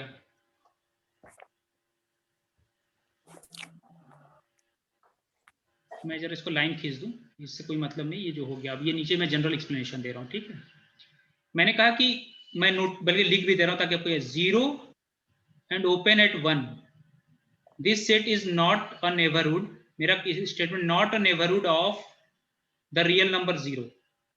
मेरा ये क्लेम है कि ये जो सेट है closed at 0 and open at 1 is not a neighbourhood of 0। Agree करते हैं इससे? ऐसे बिल्कुल। देखो कैसे, अगर ये सेट नेबरहुड होता तो ये डेफिनेशन फुलफिल करना चाहिए, आपके सामने डेफिनेशन लिखा हुआ है। जी सर। अगर ये नेबरहुड होता तो एक कम से कम ऐसा इंटरवल मिलना चाहिए। देखो तरीका क्या होता है, ये सेट के जगह 0 लिख दो, 1 स्टेप वाइज चलो। ये आपको 0 है, आप 0 लिख दो। अब आपको ये क्वेश्चन मार्क बना, आपको एक ऐसा इंटरवल ढूंढना है, ओपन इंटरवल। यहाँ पे क्या लिखा, ओपन इंटरवल। ये जो इंटरवल लाइक है ना, ये स्ट्रिक्टली ओपन होना चाहिए, मतलब बाउंड्री पॉइंट्स इंक्लूड नहीं होना चाहिए। हाँ, ओपन इंटरवल की मैं बात कर रहा हूँ। क्वेश्चन ये कि क्या कोई ऐसा ओपन इंटरवल मिलेगा जो कोई ए को कंटेन भी करे और खुद सेट के अंदर कंटेन्ड हो। अब देखो नंबर लाइन पे अगर आप जब बनाओगे तो यहां तो ये 0 है और यहां पे 1 पे ओपन है। ठीक है, अब 0 का कोई भी नेबरहुड लोग, अच्छा नेबरहुड जब भी बनाते हैं ना तो ये इनफैक्ट डेल्टा नेबरहुड होता है, तो डेल्टा ऑलवेज ग्रेटर देन 0 होता है, कभी भी इक्वल टू नहीं होगा। जब भी एप्सिलॉन डेल्टा इसमें लिखेंगे हमेशा इसी स्ट्रिक्टली ग्रेटर देन 0 होता है। तो 0 का जब भी नेबरहुड बनाओगे 0 माइनस डेल्टा और 0 प्लस डेल्टा, तो हमेशा 0 कुछ लेफ्ट में जाओगे। तो ये जो इंटरवल बना, ये जो इंटरवल बना, चाहे कितना भी डेल्टा स्मॉल हो, इसमें ये वाला पोर्शन बाहर लाई कर जाएगा, ये इसके अंदर नहीं आएगा, इसके अंदर नहीं आएगा। बात समझ में आया? डेफिनेशन है, there exist at least one open interval, there exist at least one open. आप जब भी कोई 0 का नेबरहुड बनाओगे, 0 का नेबरहुड किस तरह का होता है? 0 minus delta, 0 plus delta.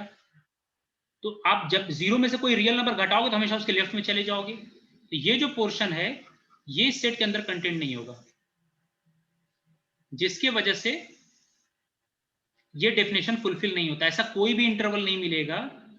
This is the reason why this set closed at 0 and open at 1 is not a neighborhood of 0.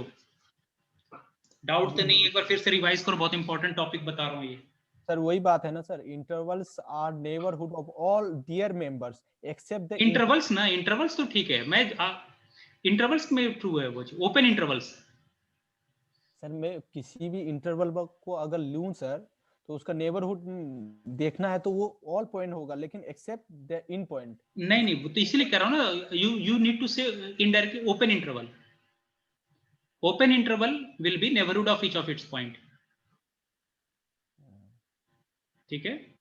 क्योंकि देखो आपके सामने ये दिया ना, और अगर कोई और इंटरवल लेते हो तो एक्सेप्ट एंड पॉइंट, हाँ उसी को दूसरी तरह से कह दो, चलो ठीक है।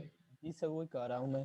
हाँ इंटरवल है ना, मैं सेट समझा, सेट में नहीं करेंगे। एक्चुअल में अभी देखोगे ना कि ओपन इंटरवल तो ऑलवेज ओपन सेट होंगे, लेकिन ओपन सेट ओपन इंटरवल जरूरी नहीं है।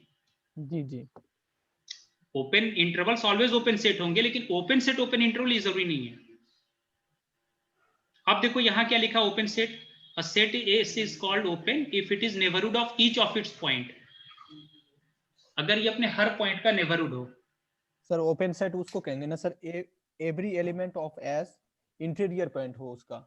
हाँ, जिसका हर पॉइंट इंटीरियर पॉइंट हो, और every point of set is an interior point, every point of set is an interior point। Interior point. अगर उस सेट का हर एक पॉइंट इंटीरियर पॉइंट है तो सेट को ओपन कहेंगे। जैसे ये है ना, 0 पे क्लोज ले लिया और 1 पे ओपन, ये ओपन सेट नहीं है। क्यों? क्योंकि ये सेट जो है वो 0 का नेबरहुड नहीं है। अभी देखो यहाँ प्रूफ किया ना, ये सेट नेबरहुड नहीं होता 0 का, तो ये सेट ओपन नहीं है। ठीक है? लेकिन अगर ओपन इंटरवल 0 1 लोगे तो ये हो जाएगा, ये ओपन है। 0 1 यूनियन 2 3 ले लो, ये भी ओपन है, ये भी ओपन है, और arbitrary union of open set open होता है। मैंने YouTube पे लेक्चर डाल रखे हैं, उसमें इसका प्रूफ दे रखा है। Arbitrary union of open set is always open. ऐसा ठीक है? तो ये ओपन सेट का, अब तो ये तो जब भी ओपन सेट आएगा तो सबसे पहले आप इंटीरियर पॉइंट का डेफिनेशन रिकॉल करेंगे, नेबरहुड और ओपन सेट। मैं अभी और एग्जांपल दे देता हूं ओपन सेट का। Sir interior of set and neighbour of set. Interior किसी सेट का ना सारे इंटीरियर पॉइंट का कलेक्शन होता है। देखो अब समझो मेरे, इंटीरियर ऑफ अ सेट जो होगा, collection of all interior point is called interior of a set. अभी एक को आप इंटीरियर पॉइंट कह रहे हो, और इंटीरियर ऑफ अ सेट जब कहोगे तो आप कहोगे collection of all interior point is called interior of a set. Interior of a set. जी जी बिल्कुल सर। ठीक है? जैसे आप कहते हो ना अपर बाउंड, फिर set of all upper bound, तो set of all upper bound मतलब कलेक्शन सबका। जी उसी तरह इंटीरियर किसी पॉइंट को कभी इंटीरियर कहेंगे, और जब इंटीरियर ऑफ अ सेट है तो this means collection of all interior point. यहाँ पे मैंने इंटीरियर ऑफ पॉइंट ऑफ का डेफिनेशन बताया है, और सारे इंटीरियर पॉइंट का कलेक्शन किसी सेट का वो कहलाता है interior point of a set.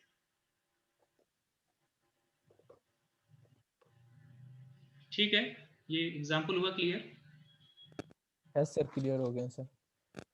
अब इसमें घबराने की बात नहीं है, अभी कई कुछ और एग्जांपल देखोगे, धीमे धीमे सब रट जाएगा डेफिनेट। थोड़ा सा ये ओपन सेट क्लोज सेट में थोड़ा टाइम ज्यादा लगता है, लेकिन एक बार आप जब इसकी ज्योमेट्री समझ जाओगे तो हमेशा याद रहेगा, कभी नहीं भूलेगा।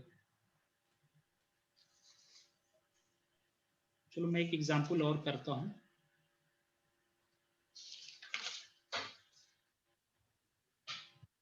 अब मैं एग्जांपल पे आता हूं।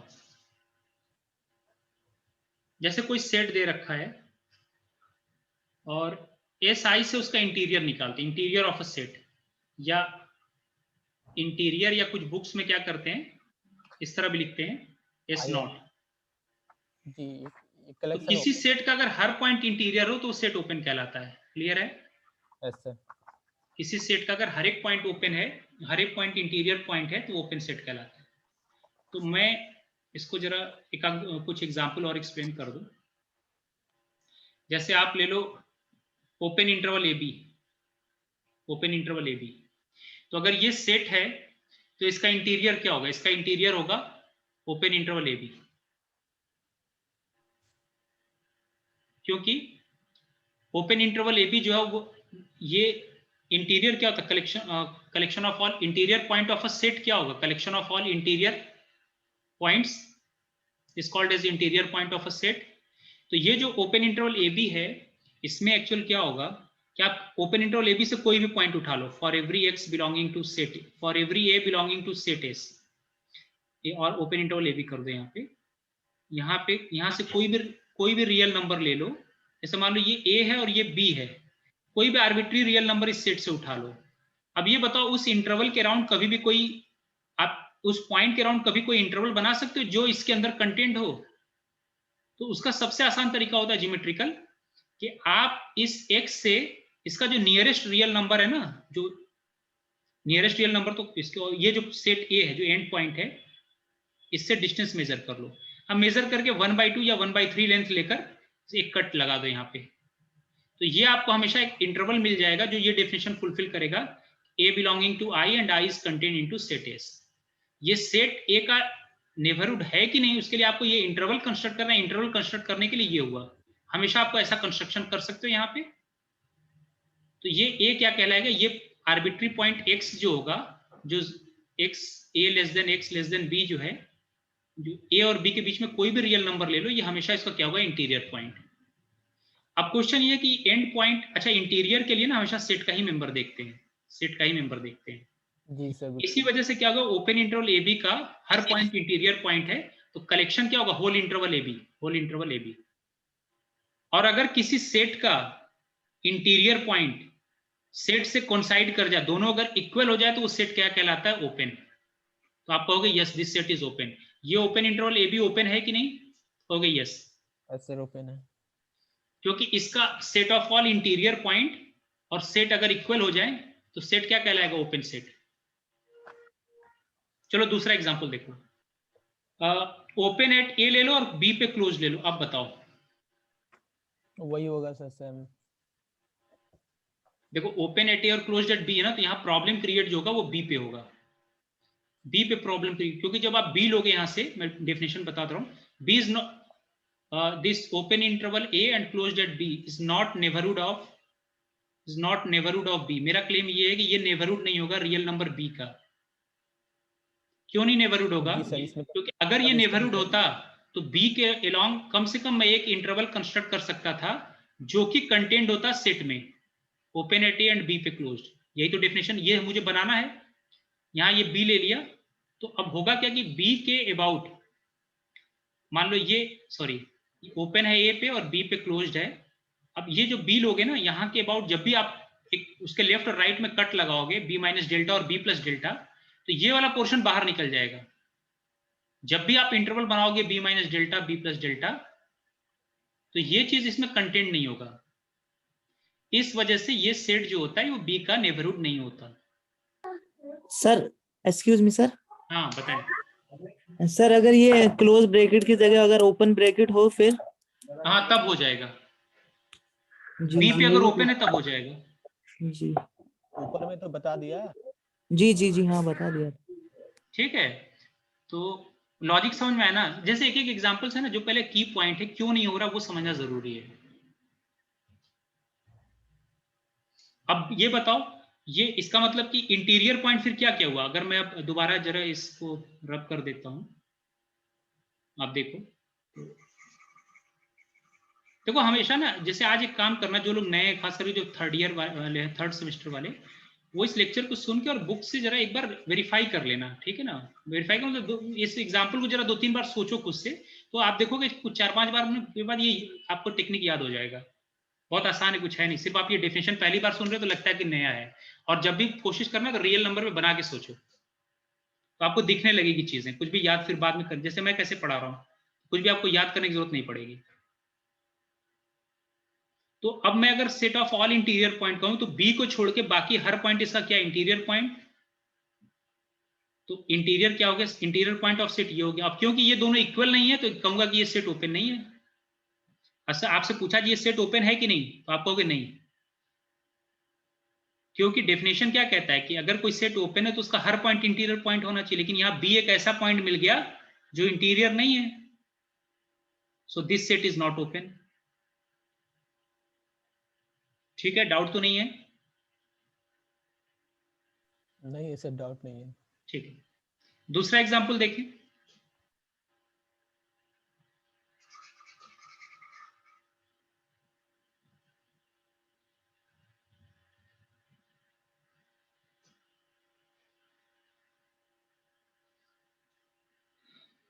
तो उसी तरह याद रखिए कि क्लोज्ड, अगर closed at A and B पे ओपन तो इसका भी इंटीरियर ओपन ए बी ही होगा और ये भी सेट ओपन नहीं है।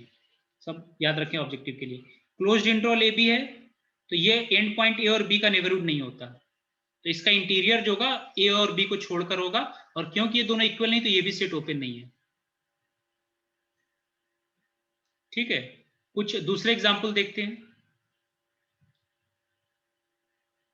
चलो फाई देखो, फाई का, अब बता फाई का इंटीरियर क्या होगा। देखो इंटीरियर के लिए क्या होता है ना, इंटीरियर का डेफिनेशन क्या होता है कि A belonging to set is said to be interior if there exists an interval I such that A belongs to I and I is contained to S, the set S। तो A तो set से लेते हो ना, तो जब set के अंदर मेंबर ही नहीं है तो कोई पॉइंट इसका इंटीरियर नहीं होगा, तो इसका भी इंटीरियर क्या होगा फाई, और क्योंकि ये दोनों इक्वल हो गए तो ये सेट कैसा ओपन।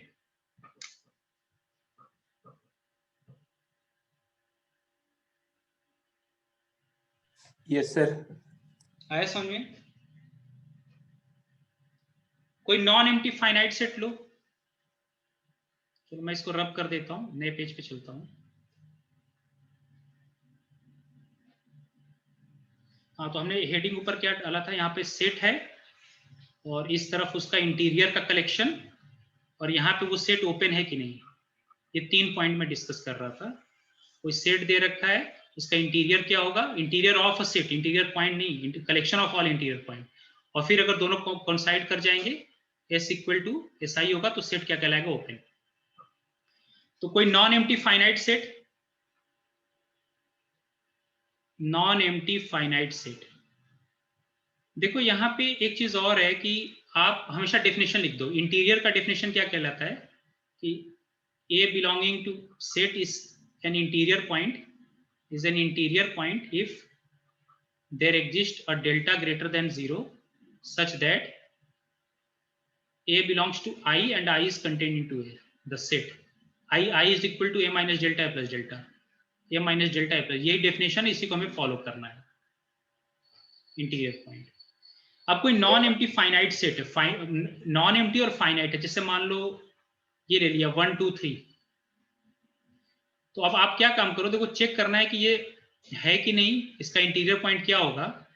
तो डेफिनेशन ये है ना कि A belonging to I and I is contained into set, तो सेट की जगह रख दो 1 2 3, बिल्कुल स्टेप वाइज चलो जो डेफिनेशन कह रहा है। चलो यहाँ पे नॉन एम्प्टी फाइनाइट सेट है, 1 ले लिया यहाँ पे क्योंकि सेट से ही मेंबर आना चाहिए। अब बताओ कोई ऐसा इंटरवल बताओ जो 1 का नेबरहुड और इस सेट के अंदर कंटेंट हो, ये अब आपको सोचना है, आपको ये फिक्स करना, ये फिक्स करना और इस पे सोचना है।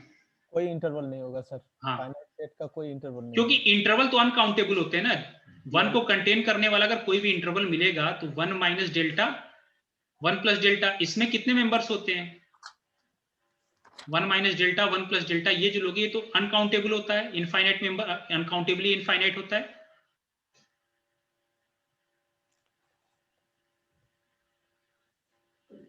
सर ये इनफैक्ट इनफाइनाइट कह दो।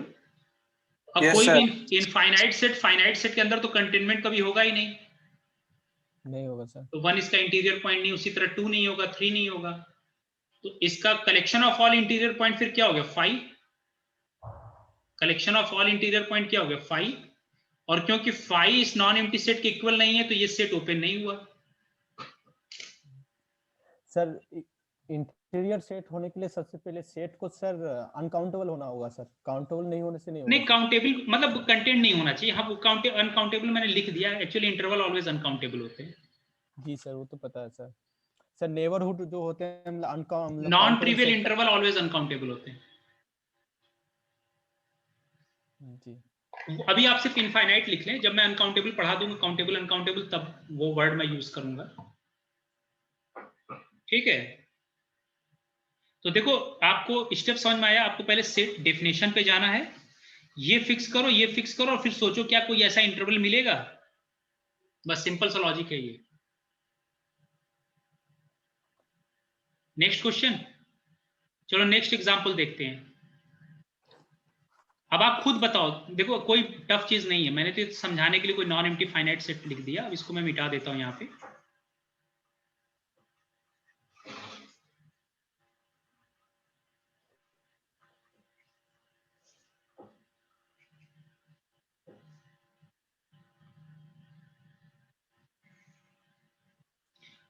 अब ये बताओ सेट ऑफ रेशनल्स के बारे में क्या कहोगे। Q set of rationals. देखो डेफिनेशन ऊपर लिखा हुआ है, आपको सिर्फ डेफिनेशन पे गौर करना है। पहले तो ये जो पॉइंट लेते हैं ए, वो उसी सेट का मेंबर होना चाहिए। तो कोई रेशनल लेके चेक करो क्या वो इंटीरियर पॉइंट है। नहीं होगा सर, क्योंकि दो रेशनल भी वेरी गुड। किसी दो रेशनल नंबर के बीच। हाँ, क्योंकि अगर कोई आप रेशनल नंबर ले रहे हो और डेफिनेशन क्या है, a belonging to I and I is contained into set, set की जगह आपको क्यू दे रखा है और ए की जगह कोई भी रेशनल नंबर अपने कन्वीनियंस के लिए ले लो। चलो 1 ले लिया, 1 रेशनल नंबर है, तो 1 के रॉन्ग अगर नेबरहुड बनाओगे 1 माइनस डेल्टा 1 प्लस डेल्टा, तो किसी भी इंटरवल में, किसी भी नॉन ट्रिवियल इंटरवल में, क्योंकि डेल्टा तो ऑलवेज ग्रेटर देन 0 होता है, तो इसमें rational as well as irrational होंगे, दोनों होंगे रेशनल इरेशनल। किसी भी इंटरवल में क्या होता है, rational as well as irrational. तो ये क्यू के अंदर कैसे कंटेंट हो जाएगी, तो कंटेंट ही नहीं होगा, क्योंकि इस सेट में तो सिर्फ रेशनल है। ए बी का सबसेट कब कहलाता है, जब ए का हर मेंबर बी के अंदर मेंबर हो।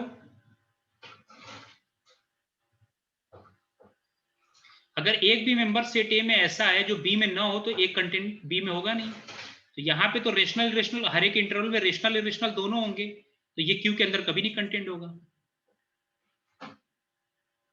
तो कोई भी रेशनल नंबर इसका इंटीरियर नहीं होगा, कोई भी रेशनल नंबर इसका इंटीरियर पॉइंट नहीं होगा।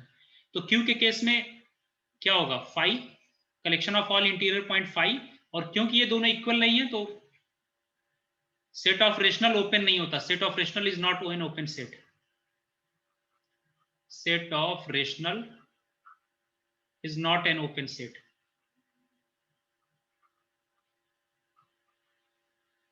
set of rational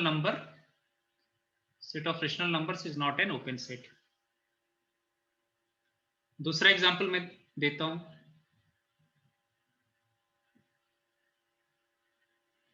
यहां पे ये सेट दे रखा है, ये इसका इंटीरियर का कलेक्शन, और इधर आपको ये डिटरमिन करना है वेदर इट इज ओपन और नॉट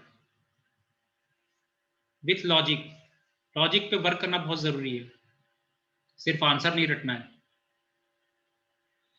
चलो, now what about integer. Integer या कुछ लोग इससे भी नोटेशन देते हैं, ये वाला set 0 plus minus 1 plus minus 2। कि देखो यहां से कोई भी पॉइंट अगर लोगे, जैसे 1 लेते हो 2 लेते हो, उसके राउंड नेबरहुड बनाओगे, वो इंटरवल होगा। इंटरवल इस सेट में कभी कंटेंट नहीं होगा, क्योंकि इसमें तो सिर्फ इंटीग्रल पॉइंट्स हैं, जबकि इंटरवल में नॉन इंटीग्रल पॉइंट्स भी आते हैं। तो इसका इंटीरियर क्या हो जाएगा, 5, और क्योंकि ये दोनों इक्वल नहीं है तो ये सेट क्या होगा, ओपन नहीं है। तो सेट ऑफ इंटीजर ओपन नहीं है। Same logic set of natural number का भी इंटीरियर क्या होगा, 5, और ये भी सेट ओपन नहीं है। What about irrational, r minus Q. किसी भी इररेशनल नंबर को लेकर उसके राउंड अगर नेबरहुड बनाओगे तो उसमें रेशनल इररेशनल दोनों लाई करेंगे, वो कभी भी इररेशनल सेट के अंदर कंटेंट नहीं होगा। तो इसका भी क्या हुआ, 5, और ये सेट ओपन नहीं है। Same logic. What about r, set of real line. है सर। अरे आर पे तो ऐसा होगा ना कि कोई भी पॉइंट ए लेकर उसके लॉन्ग अगर कट करोगे तो ये लेंथ तो हमेशा ये आर के अंदर ही आएगा ना, कहीं भी बना लो, कहीं भी लेके हमेशा इंटरवल बना सकते हो जो कि इस पूरे लेंथ के अंदर कंटेंट हो। आर का हर मेंबर क्या होगा? इंटीरियर पॉइंट, तो set of all interior point R हो गया, और क्योंकि दोनों इक्वल हो गए तो आर क्या है? ओपन। वैसे भी याद रखना फाई और आर होल सेट ये ओपन एंड क्लोज्ड बोथ होते हैं, ओपन भी होते हैं एज वेल एज क्लोज्ड। अभी क्लोज्ड मैंने बताया नहीं, फिलहाल यहाँ बता दे रहा हूँ, सिर्फ लिख दे रहा हूँ open set as well as closed. Empty set और होल स्पेस किसी भी सेट में ऑलवेज ओपन सेट भी होते हैं और ये दोनों क्लोज सेट भी होते हैं। प्रॉब्लम आती है इनके प्रॉपर सबसेट पे। Remember that empty set for objective purpose, empty set and whole space is always open set as well as closed set. You need to be take care when we are dealing with proper subset, like set of integers, set of natural, set of rational, set of irrationals. ठीक है। दूसरा example, इस set के बारे में क्या कहोगे? 1 by n such that n belongs to n.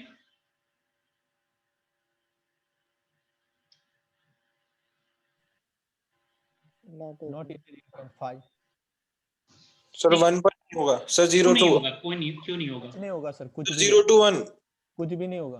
Open interval 0 to 1। अच्छा देखो देखो, इन्होंने कहा open interval 0 to 1, good. Participate class में करें, बाकी करेक्शन कराना मेरे काम है। जी सर। देखो अब जरा आप डेफिनेशन रिकॉल करो। डेफिनेशन इंटीरियर पॉइंट का क्या है? A belonging to set is an IP interior point if there exists a delta greater than 0 such that A belongs to A minus delta, A plus delta, or just write interval here which is contained into set, which is sitting inside set। ये definition है।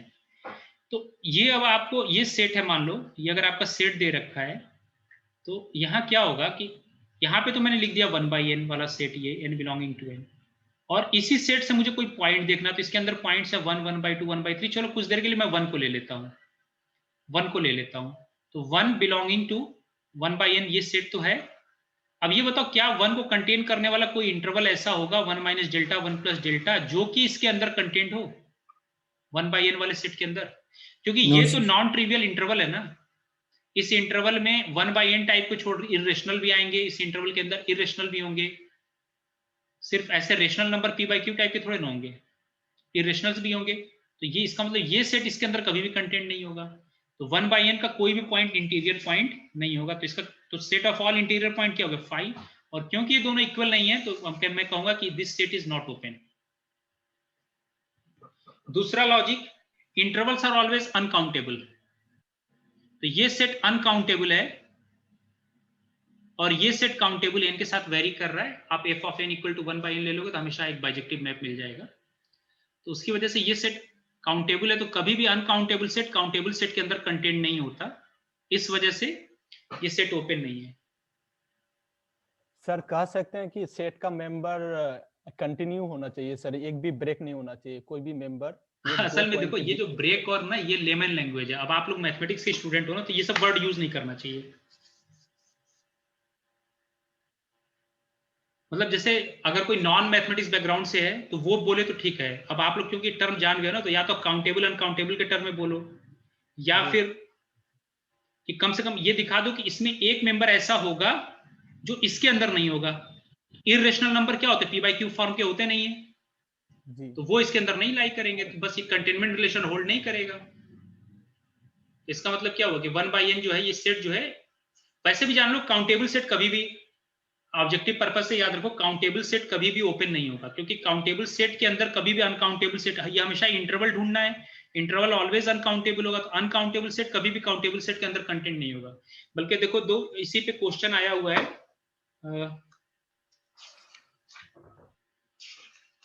Just wait,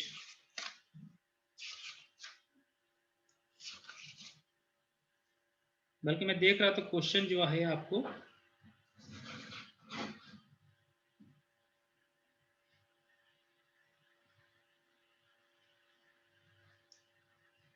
हाँ देखो IT jam में 2016 में 2 marks का question आया। 2016 में एक सेट दिया हुआ था S is equal to 1 by 3 to the power n plus 1 by 7 to the power m n, m belonging to set of natural number। ये था क्वेश्चन ये था whether this set is open, question ये था is S open, is this set open. तो देखो ये NM natural number countable होता है और एनएम के साथ ये वेरी कर रहा है, तो ये सेट क्या है काउंटेबल, ये सेट क्या है काउंटेबल। और अगर इसका कोई भी मेंबर लेकर नेबरहुड बनाओगे तो neighbourhood always interval always uncountable होगा, और अनकाउंटेबल सेट कभी भी काउंटेबल सेट के अंदर कंटेंट नहीं होगा। इस वजह से ये सेट क्या ओपन नहीं है। 2016 का क्वेश्चन, एक लाइन का सिर्फ आंसर, सिंपल सा, यही जो लॉजिक बताया, जो 1/n पे लग रहा है वही लॉजिक यहां लग जाएगा। अगर ये अगर सेट ओपन है ना, तो इसका कोई भी एक मेंबर उठा लो, जैसे मान लो मैं n इक्वल टू n और m को दोनों को 1 ले लो, तो क्या आएगा 1/3 प्लस 1/7। n m दोनों को अगर 1 ले लो, नेचुरल नंबर होना चाहिए ना, तो मुझे चेक करना ये पॉइंट इंटीरियर है कि नहीं। ओपन सेट का हर पॉइंट इंटीरियर पॉइंट होना चाहिए, तो पहला पॉइंट उठाते हैं।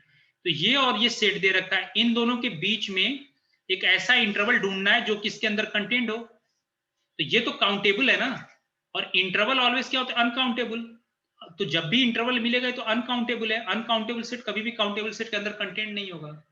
अब क्योंकि जो ये तो फाइनल ईयर वालों की लॉजिक हो गया, जो थर्ड सेमेस्टर में स्टूडेंट्स हैं जिन्होंने अभी काउंटेबल अनकाउंटेबल का मेरा लेक्चर नहीं सुना है, उनके लिए देखो ये इस इंटरवल के अंदर तो रेशनल इरेशनल सब होंगे ना, और यहाँ क्या ये भी p बाई क्यू टाइप का, ये भी p बाई क्यू टाइप का है, उनका तो रेशनल का सम भी रेशनल होता है, तो इसमें सिर्फ रेशनल्स हैं, रेशनल का सबसेट है ये सेट। और इंटरवल में इरेशनल्स भी होते हैं, तो इरेशनल का सेट कभी भी इसमें रेशनल इरेशनल दोनों आएंगे, तो रेशनल इरेशनल दोनों है, तो रेशनल इरेशनल का सेट कभी भी रेशनल के सेट के अंदर कंटेंट नहीं होगा, तो सिंपली यहां से क्रॉस हो गया कि सेट ओपन नहीं है। क्लियर हुआ सर? इस क्वेश्चन में दिया सर, ऑप्शन दिया हुआ है S close, S open, S is connected, और सर यहाँ डी नंबर में ऑप्शन दिया हुआ है जीरो, क्या लिमिट पॉइंट होगा? जीरो होगा, बिल्कुल जीरो लिमिट पॉइंट होगा। पहले ये बताएं कि आप थर्ड सेमेस्टर से कि 5वें सेमेस्टर से? सर फाइनल ईयर है सर, फिफ्थ फाइन, तब तो आपको ये, इसका मतलब आपने मेरे प्रीवियस लेक्चर नहीं दिया है, क्वेश्चन मैंने क्लास में सॉल्व कराया है।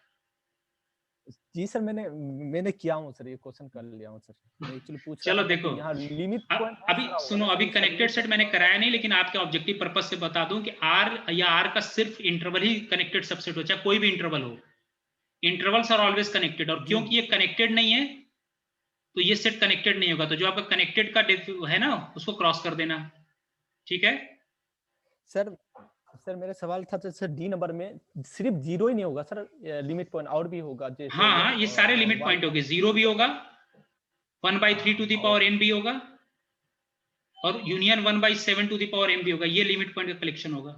सर जी देखो कैसे, चलो पूछ दिया तो बता दूं, सिंपली ऑब्जेक्टिव के लिए देखो, जीरो क्यों नेबरहुड होगा, क्योंकि जीरो का जब भी ये नेबरहुड बनाओगे, जीरो माइनस डेल्टा या जीरो माइनस एप्सिलॉन कह दो, जीरो प्लस एप्सिलॉन, तो आर्किमेडियन प्रॉपर्टी ऑफ R से जीरो के नेबरहुड में इस तरह के मेंबर्स जो होंगे वो इनफाइनाइटली मेनी होंगे जो इसके बीच में लाई करें, तो ये जीरो उसका क्या हो गया लिमिट पॉइंट। मेरे लेक्चर सुन लेना जो दे रखे मैंने, पहले लेक्चर ऑलरेडी कराया डिस्कशन, कैसे होगा वो भी मैंने उसमें कराया है कि इसको, चलो अभी आर्किमेडियन प्रॉपर्टीज में बता दे रहा हूं कि इस तरह के मेंबर को कैसे क्लेम करेंगे कि डेल्टा नेबरहुड में ऐसे पॉइंट इनफाइनाइट होंगे for every n m greater than equal to some maximum of m not greater than equal to some m not. ये claim Archimedean property of real numbers होता है, तो इसका जीरो भी limit point होगा। 1/3 to the power m को छुपा लो ना, तो 1/7 to the power m type के मेंबर्स इनफाइनाइट होंगे, तो हर एक 1/3 टू द पावर m के नेबरहुड में 1/3 to the power n plus 1/7 to the power m type के मेंबर्स इनफाइनाइटली मेनी होंगे, तो 1/3 टू द पावर n भी इसका लिमिट पॉइंट हो गया। फिर 1/7 टू द पावर m को जब लेके चलेंगे तो इसको दिखा देंगे कि 1/7 to the power m plus epsilon और 1/7 to the power m minus epsilon, इस नेबरहुड में इस तरह के मेंबर लेस देन एप्सिलॉन, इस तरह के मेंबर को आर्किमेडियन प्रॉपर्टी ऑफ प्रूफ करेंगे कि 1/3 to the power n is less than epsilon for every n greater than equal to some m not. तो क्योंकि ये जो है अब इसको ऐसे कर लो, देखो 1/3 टू द पावर m इस फिक्स्ड m नॉट के बाद सारे n के लिए 1/3 टू द पावर इसके अंदर लाई कर रहा है आर्किमेडियन प्रॉपर्टी ऑफ R से। अब दोनों side 1/7 to the power m जोड़ दो, तो 1/7 to the power m is less than 1/7 to the power m plus 1/3 to the power n is less than 1/7 to the power m plus epsilon। तो हो क्या रहा है कि ये जो आपने नेबरहुड बनाया 1/7 to the power m minus epsilon और 1/7 to the power m plus epsilon, और यहाँ 0 है, तो 0 और इस नेबरहुड के बीच में इस देखो यहां से क्या 1/7 टू द पावर m और 1/7 to the power m plus epsilon में सेट के इनफाइनाइट मेंबर, सेट में किस तरह के मेंबर, इसी टाइप के मेंबर है, इस तरह के मेंबर इसके बीच में कितने हो गए, इनफाइनाइट। और जब भी 0 के हर नेबर या 1/7 टू द पावर m के हर एक नेबरहुड में सेट के इनफाइनाइट मेंबर्स मिलेंगे तो सेट को क्या कहेंगे, तो 1/7 टू द पावर m क्या कहलाएगा, limit point. So same argument is going to work for 1/7 to the power m, 1/3 to the power n, और 0 कभी भी सेम क्लेम होगा, तो इसके लिमिट पॉइंट 0 भी होगा, 1/3 to the power n type के सारे member, 1/7 to the power m type के सारे मेंबर्स। अभी मैं इसको प्रॉपर लिमिट पॉइंट मुझे करा लें तो मैं डिस्कस, यहाँ जस्ट मैंने क्लू दिया, वो भी फाइनल ईयर वाले बच्चों के लिए, क्योंकि मैंने उनको पढ़ा दिया, इस वजह से ऐसे लिखा है। इसी वजह से मैंने आते ही पहले आपको Archimedean property of real number कराया, कैसे आप क्लेम करोगे कि ऐसे मेंबर इनफाइनाइट होंगे, इनफाइनाइटली मेनी होंगे, तो वो यहीं से तो क्लेम होगा, m नॉट के बाद सारे n के लिए होल्ड करेगा, और n के पास कितने चॉइस है, इनफाइनाइटली मेनी। यही तो लिमिट पॉइंट का डेफिनेशन कहता है कि जिसको आप लिमिट पॉइंट क्लेम कर रहे हो उसके हर एक नेबरहुड में सेट के कितने मेंबर्स होने चाहिए, इनफाइनाइटली मेनी। तो ऑब्जेक्टिव पर्पस वो क्या हो गया, आंसर हो गया। तो ये सब सिर्फ सेट दिखने में इस तरह लगता है कि बहुत टेढ़ा मेढ़ा सेट लिख दिया है और पता नहीं क्या आंसर होगा, सिंपल सा लॉजिक है, जो यहाँ 1/n के लिए वर्क कर रहा है वही लॉजिक यहाँ पे वर्क कर रहा है। मैं अभी लिमिट पॉइंट करा दूंगा ना, तो इसको और जरा डिटेल में डिस्कस करा दूंगा। Yes sir. अभी मैंने आज सिर्फ ये इंटीरियर पॉइंट डिस्कशन कराया। देखिए भले इसमें थर्ड ईयर के भी, थर्ड सेमेस्टर के भी बच्चे इन्वॉल्व हैं, लेकिन आप लोगों का भी एक रिवीजन हो जाए, क्योंकि बहुत से लोगों ने रेगुलर क्लास नहीं किया हुआ, और यहाँ पे मैं सिर्फ क्वेश्चन डिस्कशन कराऊंगा, थोड़ा सा थ्योरी बताना है, मेनली क्वेश्चन कैसे अटेम्प्ट करना है उस पर ज्यादा प्रैक्टिस होगी।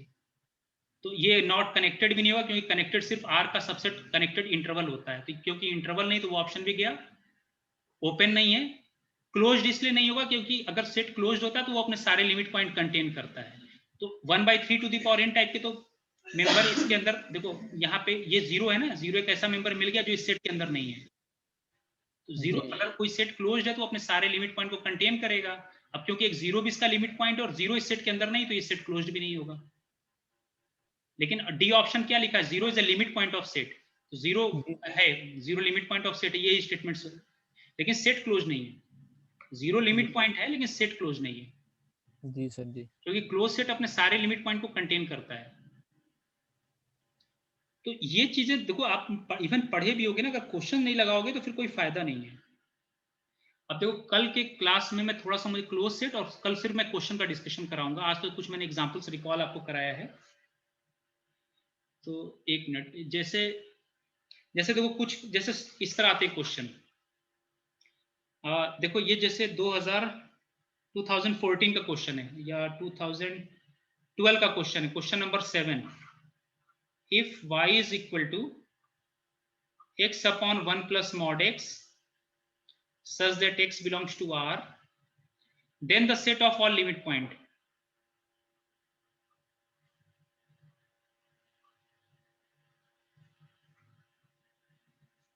जैसे ए ऑप्शन दे दिया ओपन इंटरवल -1 1, बी ऑप्शन दे दिया -1 1 पे क्लोज, सी ऑप्शन दे दिया 0 1, डी ऑप्शन दे दिया -1 to 1। या दूसरा सवाल आपको दे दिया जैसे set of all limit points of the interval 2 upon x plus 1, 2 upon x plus 1 where x belongs to -1 to 1 in R is, इसका लिमिट पॉइंट का सेट क्या होगा। तो इसमें पहले आपको इसका रेंज निकालना पड़ेगा, एक बार रेंज निकालोगे, रेंज को इंटरवल होगा, और इंटरवल का लिमिट पॉइंट कैसे निकालते हैं ये नेक्स्ट क्लास में मैं डिस्कस करूंगा। तो अब इसको सिंपल क्या है, इसका ग्राफ प्लॉट कर लो, ग्राफ प्लॉट करके इसका रेंज निकाल लो, ये तब तो 11 12 का मेथड है। यहाँ पे भी क्या इसका सिंपल ग्राफ है, ग्राफ प्लॉट करने के बाद उसका आप लिमिट पॉइंट निकाल लो, और आप देखोगे कि कोई भी इंटरवल हो उसका लिमिट जो क्लोज सेट होगा हमेशा क्लोज इंटरवल आता है, आई मीन डिराइव्ड सेट। फिर ये सेट इसी क्वेश्चन में नेक्स्ट ईयर क्या करते हैं, ऐसे ही फंक्शन देके पूछ देंगे ये सेट कनेक्टेड है कि नहीं, कॉम्पैक्ट है कि नहीं। तो ये सब क्वेश्चन के क्या शॉर्टकट हैं वो मेनली मुझे डिस्कस कराना, तो 1-2 लेक्चर लग जाएगा इन क्वेश्चन पे मुझे आने के लिए। तो फिर बाद में ऐसा हो जाएगा आप इन क्वेश्चंस को देखते सॉल्व कर लोगे। सिंपली इनको इसका रेंज निकालना है, रेंज आपको जब सेट मालूम हो जाएगा, सेट का लिमिट पॉइंट या ओपन सेट, जैसे ये सेट पूछ दिया जो ओपन है कि नहीं, इसी सेट को अगर मैं यहाँ लिमिट पॉइंट की जगह पे ओपन खोलूं तो अभी इसका रेंज क्या होगा, पहले आप इसको रेंज प्लॉट करना पड़ेगा। पहले फंक्शन डिफाइन करके mod x greater than equal 0 और एक्स लेस देन 0 के लिए फंक्शन डिफाइन के ग्राफ प्लॉट करके रेंज देख लो, और उसके बाद सेट का ओपन सेट है कि नहीं, वो मैंने सारी एग्जांपल आपको करा दिए। तो ये सब तो मैं कल डिस्कशन कराऊंगा, ये जस्ट एक बता रहा हूं कि इस तरह के क्वेश्चंस आए हुए हैं। तो वो ये सब क्वेश्चन जब तक सॉल्व नहीं किया होता ना तब तक लगता है कि बहुत टफ है, बहुत कॉम्प्लिकेटेड क्वेश्चन है। अच्छा, एक क्वेश्चन मैं और करा दूं, उसके बाद एक कंप्लीट करता हूं।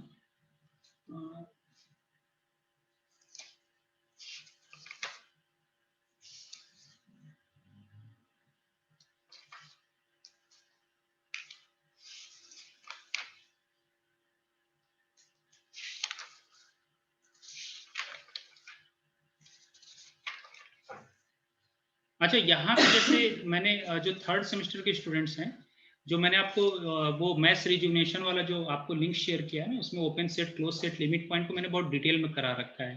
तो आप लोग उस लेक्चर से, यहाँ तो मैंने एक शॉर्ट में एक आइडिया दे दिया है, वहां से रिकॉल कर लेंगे और एक बार पढ़ के रिवाइज करके आए। और जब मैं क्वेश्चन में, जब ऑब्जेक्टिव में शॉर्टकट बताऊंगा ना, आपको चीजें समझ में आनी शुरू हो जाएगी। शुरू के 2-3 लेक्चर में थोड़ा सा ओपन सेट, क्लोज सेट, क्योंकि ये डिफिनेशन नहीं है, तो यहाँ पे कुछ 1-2 बार आपको हो सकता है दिक्कत हो यहाँ पे, लेकिन जैसे जैसे प्रॉब्लम्स पे प्रैक्टिस करते जाएंगे तो आपको डेफिनेशन तैयार हो जाएगा, आपको सब ज्योमेट्री दिखाई देने लगेगी कि किस तरह से क्वेश्चन सॉल्व करना है। और किसी का कोई डाउट है? सर एक क्वेश्चन था सर। हाँ सर क्वेश्चन है सर, मतलब s equal to x belong to r और x sin x equal to half. हाँ, बल्कि क्या है, चलो implies that sin x equal to half, ऐसा सेट है सर। एक मिनट वेट करो, शायद वो सेट,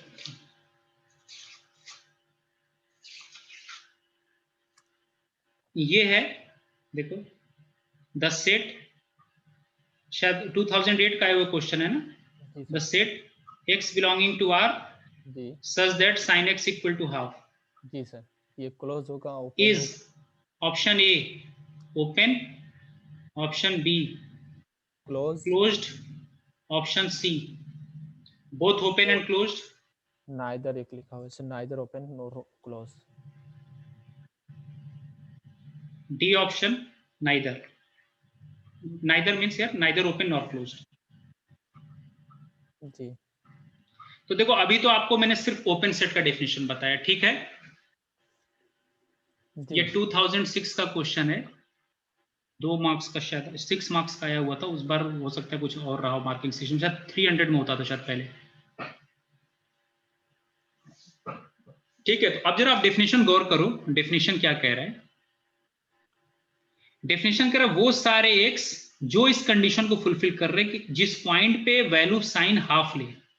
तो साइन का ग्राफ आपको मालूम है, साइन का साइन 0 0 होता है, 0, ये 2 पाई और ये फंक्शन, ये मैक्सिमम वैल्यू इसकी 1 होती है। तो हाफ पे एक लाइन कट करोगे तो एक स्ट्रेट लाइन हो जाएगा। हाँ, तो ये जो जितने पॉइंट्स, ये वो सारे एक्स हैं जो आपको रिक्वायर्ड है वो सारे एक्स। जी सर ठीक है ना, यही तो होंगे। और ये मतलब एक ये निकालने के बाद उसमें 2 पाई ऐड करते चले जाओगे, नेक्स्ट आ जाएगा। जी ग्राफ तो क्लियर है ना, ग्राफ में तो किसी को डाउट नहीं है? नहीं सर, नहीं सर, बिल्कुल हाँ, तो बेसिकली वो सेट क्या है, मान लो इस सेट को मैं यू नाम दे दूं, तो पहले आपको ये यू बताना पड़ेगा ना, यू कौन सा सेट है। देखो ये साइन कब हाफ होता है, साइन 30 हाफ होता है, पहला बताओ वैल्यू। 30 सर, साइन 30 पे हाफ होगा। फिर ये तो यहाँ पे कितना होता है, पाई होता है, पाई में से 30 घटा दो, यहाँ पे क्या हुआ, ये जैसे पाई बाई 6 हो गया ना, 5 पाई बाई 6। हाँ, और यहाँ पे क्या हो जाएगा, पाई माइनस पाई बाई 6 होगा। फिर अगली बार कब होगा, इसमें जो है 2 पाई लेंथ, यहां से ये डिस्टेंस कितना है 2 पाई लेंथ ऐड करोगे तो अगला पॉइंट आ जाएगा। और इस वाले पॉइंट में अगर 2 पाई ऐड करोगे तो ये वाला पॉइंट आ जाएगा। अब ये क्या होगा, 2n पाई का मल्टीपल हो गया ना, मैं इसको लिख सकता हूँ 2n pi plus minus pi by 6। जी सर जी, इन जनरल करें। अब ये बताओ f of n equal to 2n pi plus minus 6, ये कैसा सेट है। ये अगर फंक्शन ले लो तो ये सेट क्या काउंटेबल है ना, जी और काउंटेबल सेट अभी बताया ओपन नहीं होता। ओपन नहीं होता है तो क्लोज हो जाएंगे सर। क्योंकि अगर इसका कोई भी पॉइंट आप लेकर, जैसे π/6 ही ले लिया मैंने, तो π/6 लेकर और ये सेट है, तो अब ये बताओ क्या π/6 को कंटेन करने वाला जो भी इंटरवल होगा वो क्या सेट यू के अंदर कंटेंट होगा? यू के अंदर तो काउंटेबल मेंबर्स हैं, यू एन के साथ वेरी कर रहा है ना, तो हमेशा बाइजेक्टिव मैप मिल जाएगा। तो ये तो काउंटेबल सेट है और इंटरवल ऑलवेज अनकाउंटेबल होते हैं, सेम लॉजिक वर्क कर जाएगा। या ऐसे भी कह लो इसके अंदर जो पॉइंट्स होंगे और भी तो आएगा, जैसे मान लो √2 हुआ तो इंटरवल के अंदर पाई के नेबरहुड में और भी तो रेशनल इरेशनल टाइप के पॉइंट होंगे जो इसके अंदर नहीं आएंगे, तो सिंपली ये सेट ओपन नहीं होगा। आई बात समझ में? Yes sir. और भी तरीके हैं इसको प्रूफ करने के, लेकिन अभी क्योंकि मैंने आपको सिर्फ एक डेफिनेशन बताया तो मैं उस डेफिनेशन से चल रहा हूं। तो देखो बेसिक क्या है 11 12 का जो sin x का ऐसा ग्राफ है और सिर्फ इस डेफिनेशन को अप्लाई कर देना है। अब जो फाइनल ईयर के बच्चे जो हैं वो देखें ये सेट क्लोज्ड है कि नहीं। सर नहीं होगा। जी सर क्लोज है सर, ये क्लोज्ड है सर। क्यों क्लोज्ड है? सर अच्छा लिमिट पॉइंट क्या है ये बताओ, लिमिट पॉइंट क्या है इस सेट? इसके पास कोई लिमिट पॉइंट नहीं होगा। जैसे लिमिट पॉइंट के लिए क्या करते हैं, जैसे मान लो अगर ये पॉइंट लिमिट पॉइंट है, मान लो π/6 को चेक करना, π/6 को, तो π/6 के जितने भी नेबरहुड होंगे सब में सेट के कितने मेंबर होने चाहिए? इनफाइनाइट। यही तो डेफिनेशन है। देखो ओपन सेट में क्या होता है, ओपन सेट को अगर किसी पॉइंट को इंटीरियर पॉइंट प्रूफ करते हो तो उसके अराउंड एक कम से कम इंटरवल मिलना चाहिए जो सेट में कंटेंट हो, कम से कम एक। लिमिट पॉइंट में क्या होता है कि लिमिट पॉइंट चेक करते वक्त जिस पॉइंट को आप लिमिट पॉइंट क्लेम कर रहे हो जरूरी नहीं उस सेट का मेंबर हो, उसके हर एक नेबरहुड में सेट के इनफाइनाइट मेंबर्स होने चाहिए। तो जब फेल कराना हो कि वो लिमिट पॉइंट नहीं है, एक ऐसा इंटरवल कंस्ट्रक्ट करो जिसके नेबरहुड में सेट का कोई भी मेंबर ना आए। तो अब देखो एक मेंबर यहां पे है, एक्स का कलेक्शन है ना जिसपे हाफ वैल्यू दे रहा है, तो एक्स तो यहां आएगा ना, और अगला एक्स ये है, इन दोनों का डिस्टेंस मेजर करके एक कट कर दो। ये एक ऐसा नेबरहुड मिला जिसमें उस पॉइंट को छोड़कर सेट से और कोई मेंबर नहीं है, तो ये लिमिट पॉइंट ये भी नहीं होगा। इसी तरह यहां से यहां डिस्टेंस मेजर करके यहां एक कट कर दो, ये भी लिमिट पॉइंट नहीं हुआ, ये भी लिमिट पॉइंट नहीं हुआ, मैंने सब फेल करा दिया। तो इसका कोई भी लिमिट पॉइंट नहीं होगा, इस सेट के पास कोई भी लिमिट पॉइंट नहीं। तो इसका डेराइव्ड सेट क्या हुआ? एम्प्टी, और एम्प्टी सेट हर सेट का सबसेट होता है। इसका मतलब यू क्या हुआ? क्लोज्ड। तो आंसर क्या हुआ? क्लोज्ड। जी सर ये भी कह सकते हैं ना सर, किसी सेट का अगर कंप्लीमेंट ले तो वो ओपन हो जाए तो वो क्लोज का। हाँ वही चीज है, इसका या तो कंप्लीमेंट चेक कर लो। जी कंप्लीमेंट चेक करने से हो ये तो दूसरा मेथड हुआ जो ज्योमेट्री से, वैसे ज्योमेट्री से बहुत आसान होता है। तीसरा मेथड ये हुआ कि आप ऐसे डिफाइन कर लो एक कंटिन्यूअस फंक्शन, देखो एफ एक्स इक्वल टू ले लो sin x माइनस हाफ, इस फंक्शन को मान लो। तो इनवर्स इमेज देखो, not inverse function, inverse of a function inverse image. Singleton zero finite set closed होता है, इसके पास कोई लिमिट पॉइंट नहीं होता, पढ़ाया था आप लोगों को। Finite set is always closed because it has no limit point. देखो कोई सेट क्लोज्ड कब होता है? जब उसके पास, जब वो अपने सारे लिमिट पॉइंट को कंटेन करे तो वो सेट क्लोज्ड होता है। अब जब उसका कोई लिमिट पॉइंट ही नहीं जो उस सेट से बाहर जाए तो सेट ट्रिवियली क्लोज्ड हो गया। तो ये जो सेट यू है इसके पास लिमिट पॉइंट तो नहीं है लेकिन सेट क्लोज्ड है, क्योंकि जब लिमिट पॉइंट नहीं तो बाहर जाने का सवाल ही नहीं उठता ना। तो कहने का तरीका, डेफिनेशन क्लोज सेट का क्या कहता है? Set is said to be closed if it contain all of its limit point. अगर कोई सेट क्लोज नहीं है तो कम से कम एक ऐसा लिमिट पॉइंट होना चाहिए जो सेट यू में नहीं होना चाहिए। तो जब सेट यू का कोई लिमिट पॉइंट ही नहीं है तो हर सेट इसका सबसेट, तो एम्प्टी सेट तो ऑलवेज इसका सबसेट है, डिराइव्ड सेट ऑलवेज इसका सबसेट हुआ, सेट क्लोज्ड हो गया। दूसरा तरीका यह है कि singleton zero being finite set closed होगा, sin x कंटिन्यूअस है, हाफ कंटिन्यूअस है, दोनों का डिफरेंस कंटिन्यूअस होगा, और under inverse image of a set singleton zero being finite set closed है, और क्लोज सेट का inverse image under a continuous function is always closed. Close set का inverse image, so being second method to prove it, और just you can take fx equal to sin x, fx equal to sin x ये भी work कर जाएगा। Sorry pen hang कर गया। जैसे ये ले लो ना, fx equal to sin x ले लो, ये कंटिन्यूअस फंक्शन है sin x, और f इनवर्स ऑफ हाफ देख लो, यहाँ ये सेट थ्योरेटिक इनवर्स है, ये इनवर्स ऑफ अ फंक्शन नहीं है। इनवर्स ऑफ अ फंक्शन होने के लिए फंक्शन को 1 1 ऑन टू की रिक्वायरमेंट होती है, सेट थ्योरेटिक इनवर्स के लिए कोई जरूरी नहीं होता। तो सिंगलेटन हाफ क्या है? क्लोज सेट, क्लोज सेट, और एफ कंटिन्यूअस है, तो कंटिन्यूअस फंक्शन की प्रॉपर्टी होती है क्लोज सेट का इनवर्स इमेज क्लोज्ड होता है और ओपन सेट का इनवर्स इमेज क्या होता है? ओपन। इस यू में क्या किसका कलेक्शन है? ऐसे एक्स का कलेक्शन है जिस पे साइन ऑपरेट करे तो हाफ थे, तो हाफ का इनवर्स इमेज क्या हुआ? यही सेट यू हुआ। तो क्योंकि हाफ क्लोज्ड है तो इसका इनवर्स इमेज भी क्या होगा? क्लोज्ड। वहां से भी प्रूफ हो गया। तो डिस्कशन का यही फायदा है ना। तो अब ये जो ऑप्शन है बोथ ओपन एंड क्लोज्ड, ये भी क्रॉस हो गया, नाइदर ओपन एंड क्लोज्ड, ये भी क्रॉस हो गया, एक आंसर है, ये हो गया।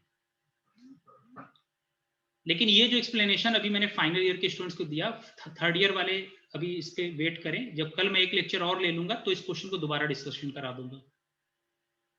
लेकिन जो ऑब्जेक्टिव में सॉल्व करने के लिए जो मैंने आपको प्रीवियस टेक्निक, ये ग्राफिकल मेथड बताया है ना, इस पे गौर करें, इससे बहुत आसानी से ऑब्जेक्टिव के सारे क्वेश्चन हो जाएंगे। चलिए अब बताएं, अपना क्वेश्चन बताएं।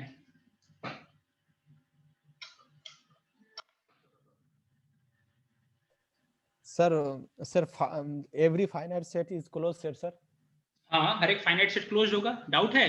नहीं सर बिल्कुल सही, डाउट अरे कोई भी पॉइंट लेकर उसके अराउंड ये बताओ कि जब नेबरहुड बनाओगे जी, जिसको भी लिमिट पॉइंट क्लेम करोगे तो उसके अलावा हर एक नेबरहुड में सेट के इनफाइनाइट मेंबर आने चाहिए। जब सेट में ही फाइनाइट पॉइंट है तो इंटरसेक्शन में इनफाइनाइट कहां से आ जाएगा? जी सर, ये तो फिर 5 हो जाएंगे और 5। हाँ, तो लेक्चर पुराना देख लो। चलो कोई बात नहीं, डाउट है दोबारा पूछ लिया करो, मैं रिकॉल करा दूंगा। तो पहली कंडीशन है कि सेट के पास अगर लिमिट पॉइंट रिप्टेन, और वैसे ही बोल्जानोव-स्ट्रासिस थ्योरम क्या है सेट का? Every infinite and bounded set. तो ये तो इनफाइनाइट और बाउंडेड तो मिनिमम रिक्वायरमेंट है ना एग्जिस्टेंस के लिमिट पॉइंट के लिए। तो अगर सेट ही इनफाइनाइट नहीं तो लिमिट पॉइंट तो कभी एग्जिस्ट नहीं करेगा, लेकिन सेट क्लोज्ड होगा। अगर लिमिट पॉइंट नहीं हुआ तो डेराइव्ड सेट 5 होगा, 5 हर सेट का सबसेट होता है। कल मैं कल भी इसी टाइम लूंगा मैं 8 से 10, क्योंकि रिकॉल करने में भी टाइम लग जाता है ना। प्योर मैथ्स की चीजों में थोड़ा सा टाइम टेकिंग होता है, अप्लाइड में इतना टाइम नहीं लगता। लेकिन आपका रैंक जो है वो ये इंप्रूव करेगा। ये जो ओपन सेट क्लोज सेट, ये जो चीजें बता रहा हूं, जिसको भी अंडर 100 रैंक चाहिए वो इन लेक्चर्स को मिस ना करे। अगर आपको आज के लेक्चर में 25% भी समझ में आया तो आप बहुत अच्छे से कर लोगे। सिर्फ आप इस लेक्चर को रिकॉल करो 3-4 के बाद, और जो मैंने आपको लिंक शेयर किया था मैथ्स रिजुनेशन वाला, उस पर मैंने सब इसका बेसिक डिटेल में बता रखा है। यहाँ इस लेक्चर में मैंने पहले ही बता दिया आपको कि मैं सिर्फ शॉर्टकट टेक्निक डिस्कशन करूंगा, कैसे क्वेश्चन पे को ऑब्जेक्टिव से जो ऑप्शन दे रखे उनसे कैसे डिलीट करना है, कैसे रिजेक्ट करना है जो ऑप्शन दे रखे हैं, इस पे फोकस ज्यादा होगा। ठीक है, तो जब 10 साल का पेपर आप सॉल्व कर लोगे तो आपको सब कुछ बहुत आसान लगने लगेगा। अभी ये क्वेश्चन सब सॉल्व नहीं किया इसलिए लगता है ये चीजें टफ है। प्योर मैथ्स में मैंने कहा ना कि आपको स्टार्टिंग टफ होती है, लेकिन एक बार आपको लॉजिक क्लियर हो गया तो इसके क्वेश्चन सॉल्व करना सबसे आसान होता है। देखते ही आप पहचान जाओगे ओपन क्लोज्ड है कि क्या है। किसी का अगर और डाउट है तो कोई बता दे। टाइमिंग यही रखेंगे 8 to 10, ठीक है। इस वक्त हम लोग भी फ्री रहते हैं तो ये सही है। अभी आप 1 महीने पहले क्लास कर लो, 1 महीने क्लास के बाद आपको खुद ऐसा होगा, आपको एहसास होगा कि आपको पूरा जो बेसिक है ना वो रिकॉल हो जाएगा। थर्ड सेमेस्टर बच्चों को ये सब एक्सप्लेनेशन नहीं समझ में आएगा, क्योंकि अभी उन्होंने ओपन क्लोज का डेफिनेशन नहीं पढ़ा है। आज थोड़ा सा मैंने ओपन सेट का डेफिनेशन बताया है, लेकिन अभी जब तक आप 2-3 बार रिवाइज नहीं करोगे ना तब तक अभी कमांड नहीं होगा। तो उसके लिए जो मैंने ये जो मैथ्स रिजुनेशन करके जो उस चैनल पे मैंने डाल रखा है, जो बेसिक लेक्चर कराए थे ना, उसमें सब कुछ डिटेल में डिस्कशन करा दिया है।